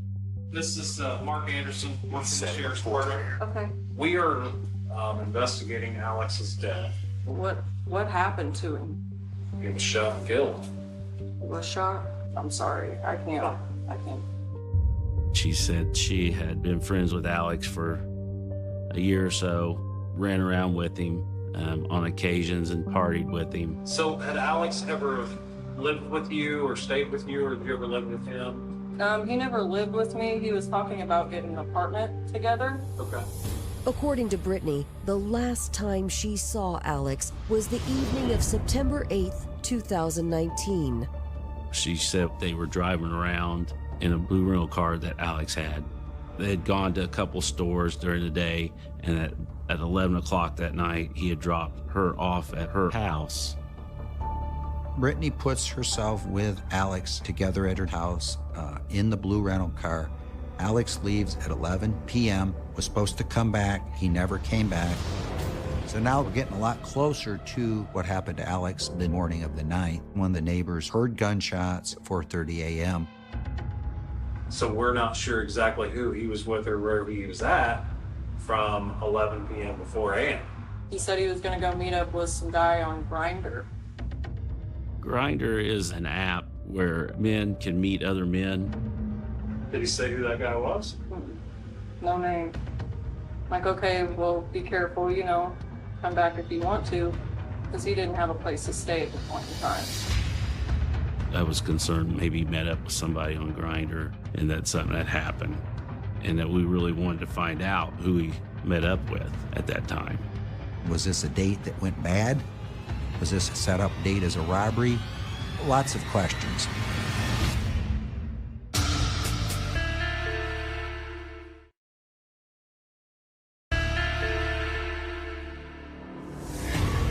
One week after the body of Alex Jackson was discovered, his friend Brittany Overton has just told investigators that Alex planned to meet up with a Grindr date the night of September 8th, the last time anyone saw Alex alive.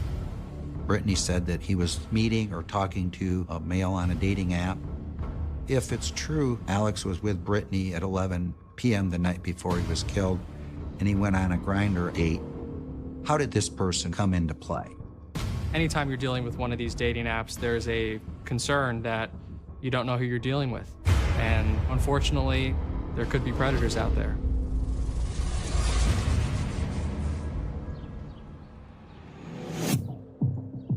Detective Mark Anderson immediately obtains a search warrant for Alex's personal Grindr account. When I got the information back from the dating app, it just gave me the username and when they would log in or log off. It didn't give me any names who they talked to. It didn't give me names that they hook up with or anything like that. That reached a dead end. A lot of these dating sites are very discreet for the obvious reason.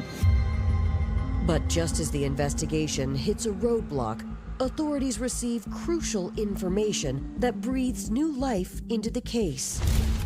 Alex's rental car was found by Indianapolis police, abandoned. The rental car was found wrecked on a road in Indianapolis. The theory then is the people that killed Alex may have been the same people in the rental car when it was wrecked. So we did search warrants on the rental car. When we got the vehicle back, we noticed that in the passenger seat, there was a set of keys. And we realized there was a car key to Buick. The keys to the rental car were there, but this extra set of keys was significant to investigators because it led them to wonder, who did these belong to? Also, interestingly about the rental car, the front plate of the radio was removed and the radio was actually pulled out. And we were able to recover some very good fingerprints of the right hand of an individual on top of the radio. Detectives, evidence technicians processed for evidence, and of course it doesn't come back right away. So we're waiting on DNA, we're waiting on fingerprints. While investigators wait on forensics, weeks pass without any new leads. For the first several weeks, investigators didn't really have a lot to go on. They were reaching out to anyone who might have known Alex in the Indianapolis area. Unfortunately, they really weren't able to get any answers.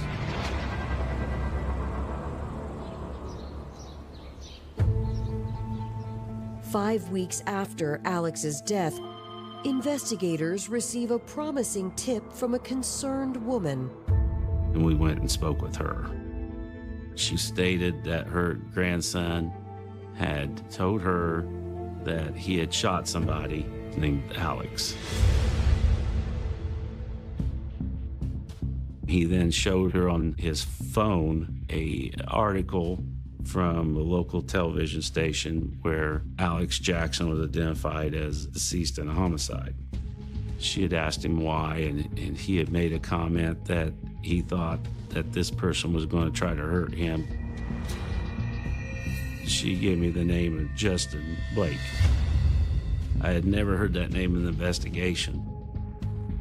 Justin's grandmother explains that 18-year-old Justin had had a tumultuous upbringing. Justin grew up in Indianapolis, and at a very young age, his sister and him were taken from biological parents through Department of Child Services and spent some time in foster care, and he was adopted at one point in time.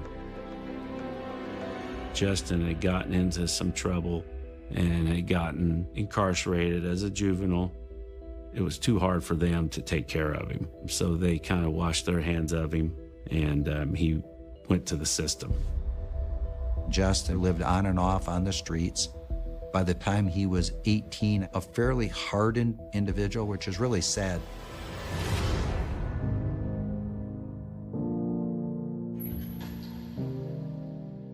Six months earlier, Justin had reconnected with his grandmother. Grandma treated him with love, was concerned about his appearance, concerned about who he was hanging around with, but still, as a grandmother's love would be, what can I do for you? And Justin bared his soul and basically told Grandma that he'd killed somebody. She was still in shock that he had said this to her, but she knew she was trying to do the right thing, so she gave that information. Investigators know they need to speak with Justin immediately. She told me he was at the Hendricks County Jail in October of 2019, that he had gotten arrested for having a stolen van and a stolen gun. And she was concerned that possibly that maybe that gun was involved in the case. We had then a good belief that this person was a viable suspect in Alex's killing. And that's when I went to the Hendricks County Jail and spoke to Justin.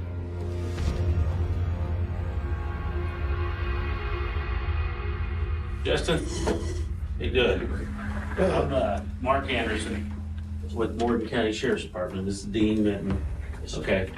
And first thing is, we're not here, we don't care what you were in here for. Yeah, absolutely don't care. Okay, we're here for something else.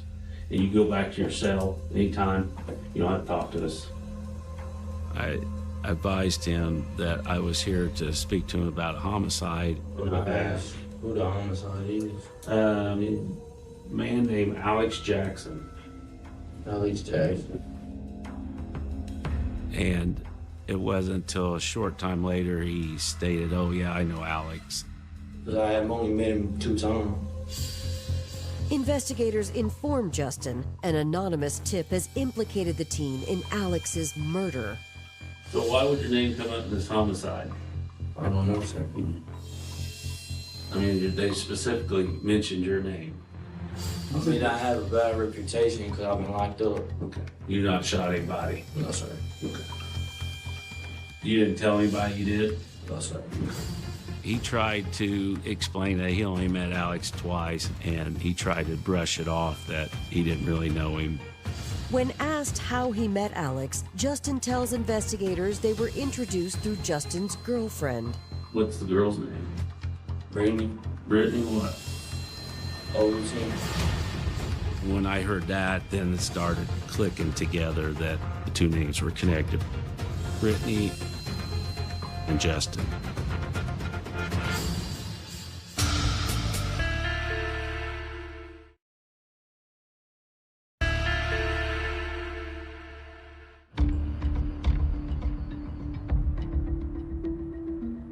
Over a month after the shooting death of Alex Jackson, investigators in Morgan County, Indiana, have zeroed in on Justin Blake as the primary person of interest. When Justin reveals he was introduced to Alex by Alex's friend, Brittany Overton. Investigators made the connection that Justin knew Brittany. In fact, the two had a relationship for some time. And add that to the fact that investigators were told by Justin's grandmother that Justin had confessed to killing Alex. These were strong pieces of evidence. Justin was pretty much saying he's not involved, I don't know why you're here. However, Justin does admit to being with Brittany and Alex on September 8th, the evening investigators believe Alex was killed. Justin started to tell a story very similar to Brittany, that he saw Alex that night.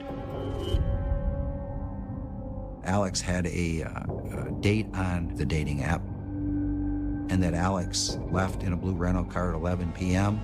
and never came back. So you met Alex. What Alex? He said that Alex dropped him off at the house. He never saw Alex after that. I just don't think you're giving me all the information. I gave you all the information that I know. We didn't talk to him much longer after that because we wanted to make sure we had another shot to talk to him. All right. While Justin is escorted back to his jail cell, investigators focus on the stolen weapon found in his possession during his recent arrest. I then called the arresting officer in that case to confirm what kind of weapon that he was charged with. He had a revolver in his possession at the time, so it didn't match the shell casings that we found at the scene, due to the fact a revolver doesn't spin out shell casings. They weren't able to find the murder weapon, so they strongly suspected that Justin had dumped the weapon shortly after the murder. Still, investigators have no idea what motive Justin would have, or what role Brittany Overton might have played in the crime. Before circling back to Brittany, they focus their efforts on developing evidence against her. So we did search warrants of social media, cell phone records, cell phone tower locations, anything that we could to either include or exclude someone as a suspect. Brittany had clearly kept some interesting company. There was some involvement in the drug community. Not terrible, but enough that she was on probation. We learned that Brittany met Justin Blake through a drug dealer. They had the same dealer. Once I got the Facebook records for Brittany Overton, you can see that she's hanging with Justin a lot as a couple in pictures. Brittany and Justin did have a sexual relationship with each other. He had a bad guy persona about him already, and he was only 18 at the time. I think in looking at some of the social media, she had a bad boy crush on him. There was some comment that all they've been through, they had a bond, like a band of brothers, thick as thieves type of bond. When I'm going through her accounts, I'm finding conversations with her and other subjects in the criminal world. Just days prior to the homicide, she's actually talking to people about wanting to get a gun. Investigators are unable to determine if Brittany had acquired a gun. But as they continue analyzing her social media data and usage, they come to a startling realization. Neighbors heard gunshots at around 4:30 a.m. on the morning of September 9th, which is believed to be the time that Alex was killed. And then at 4:45 a.m., Brittany logged onto her Facebook account and she unfriended Alex. That stuck in our mind really hard. It was exactly 15 minutes after the homicide that she defriends Alex Jackson. Once we had that foundation, then when those cell records came back, her cell phone put her in the area of North Man Road, very close to where Alex was killed at 4:31 a.m. on September 9th. Investigators have the evidence they need to secure a warrant for Brittany's arrest. When they receive the forensic analysis on Alex's rental car, the case becomes more than circumstantial. We sent a copy of Justin Blake's fingerprints to the state lab with the fingerprint that we found on the radio. They called back and confirmed it was a match to his fingerprints. So that places him in the vehicle. The DNA results on the keys, those DNA results came back to Brittany Overton. The DNA, the phone records, all kind of put Justin there, Brittany there. There didn't seem to be any obvious motive, but it was time to roll up our sleeves, file the charges, and get arrest warrants for Justin Blake and Brittany Overton.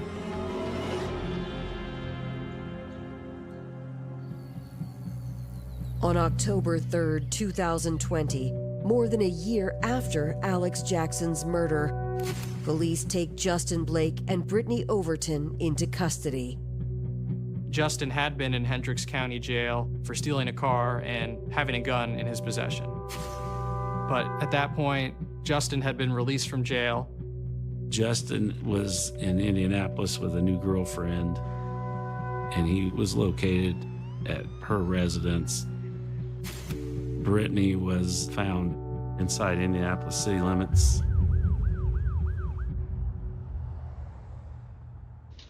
Hi, Justin. You remember me?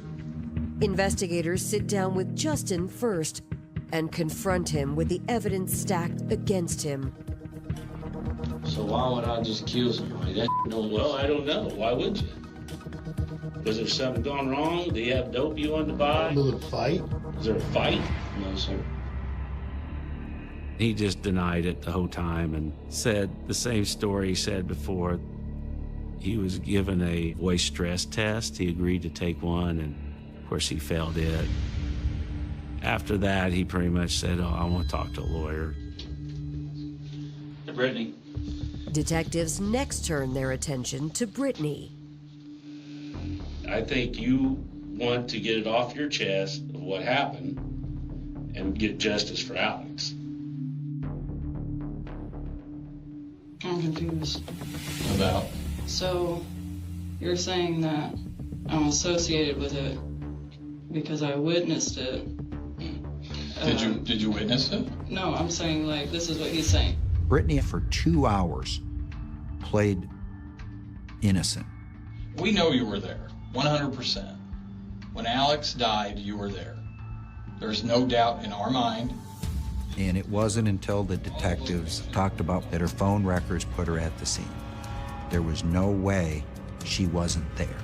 These are all locations where your phone is pinging. That's the exact time Alex was killed, and you're all over here. I think she finally realized, well, let's tell this story and see what happens. And then she gave a story of what happened that night.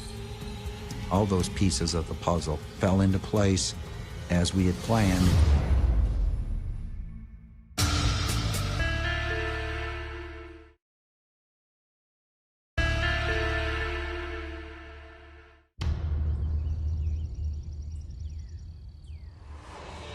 Indiana authorities have arrested Brittany Overton and Justin Blake for the murder of Brittany's friend, Alex Jackson. While Justin continues to maintain his innocence, Brittany eventually cracks under the pressure. Brittany told them that on the night of September 8th, Alex had picked her up in his rental car. Brittany said Alex and her was running around,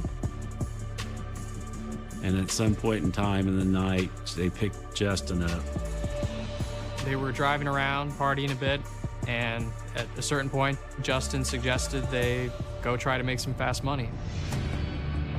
They get Alex to contact a guy from Grindr, and they set up a date to meet him, and they were going to rob him. According to Brittany, when the trio arrived at the apartment complex, Justin forced Alex to accompany him to the front door. I sat in the car. They ended up going inside.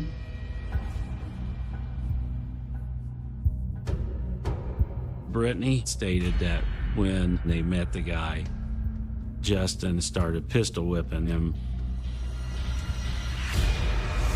Brittany said that Alex didn't expect them to beat him up and be that violent.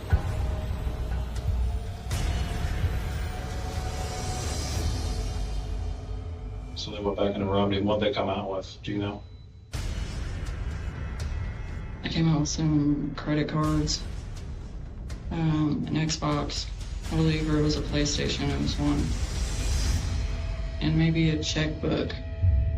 Brittany claims the trio partied for the next several hours, but Alex became increasingly upset about what had happened. Alex has never seen this kind of stuff before. He's not a criminal.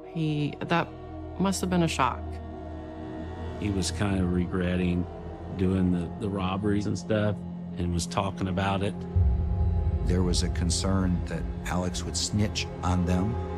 And they ended up on this road. And at that time, then Justin supposedly tells her to stop the car. What do you mean, stop the car? He's like, stop the car. And he's got a gun, and it's held right here to my head. At that point in time, I was scared.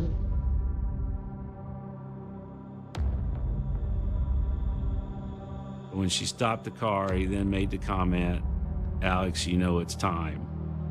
And at that time, she says, Alex looks over at her and said, "What's going on, Brittany?" I'm freaking out. He said, "Brittany, what's going on?" I was like, "I don't know." And we're both pretty hysterical at that time. So Justin gets out of the car and pulls Alex out of the car. Justin gets out with the gun in his hand, and she proceeds to look straight ahead and hear several gunshots. Hear Alex screaming, anything like that? Yeah, dude. It was just like a scared kind of scream and gunshots.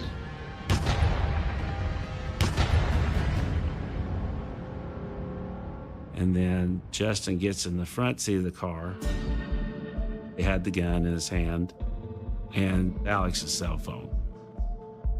And Justin drops her off and says, "Don't say anything to anybody or you're gonna die." And then he drives off and leaves. Investigators aren't buying Brittany's story. If Brittany was afraid of Justin, she certainly didn't seem to show it in the days after the murder. Brittany admitted to police that they used the rental car for 2 days after the murder. He had had it hid for a couple days. Okay, and then came back and got you? Yeah. She said that her and Justin were drinking and that he ran off the road and hit the tree. So you were in the car when the car was wrecked, right? Yeah. So I'm seeing now that she's more of a manipulative person, and you can see where she's doing anything she can to survive. While Justin continues to deny any involvement, investigators have what they need to file charges. We charged Justin Blake with murder and felony murder. Murder for shooting Alex, felony murder for stealing the car. We charged Brittany Overton only with felony murder and robbery. We did not believe that she pulled the trigger. I didn't know anything about Brittany, but I just needed whoever was responsible to pay for it. They took my baby for no reason. After the arrests were made, the family was happy. Lalana was happy. My brother was happy. But now comes trial. With Brittany's testimony and a mountain of physical and digital evidence in tow, prosecutors take Justin's case to a jury in February of 2022. While prosecutors don't need to prove motive as an element of their case, they believe they know why Alex was killed that night.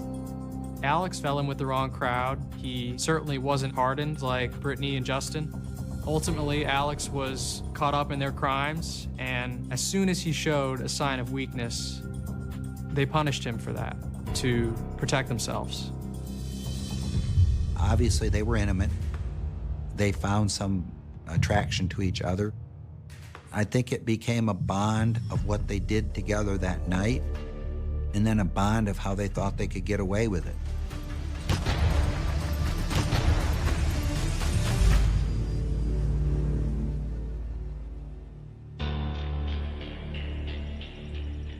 Despite Justin's defense team attempting to shift blame solely to Brittany, on February 24, 2022, the jury sides with the prosecution.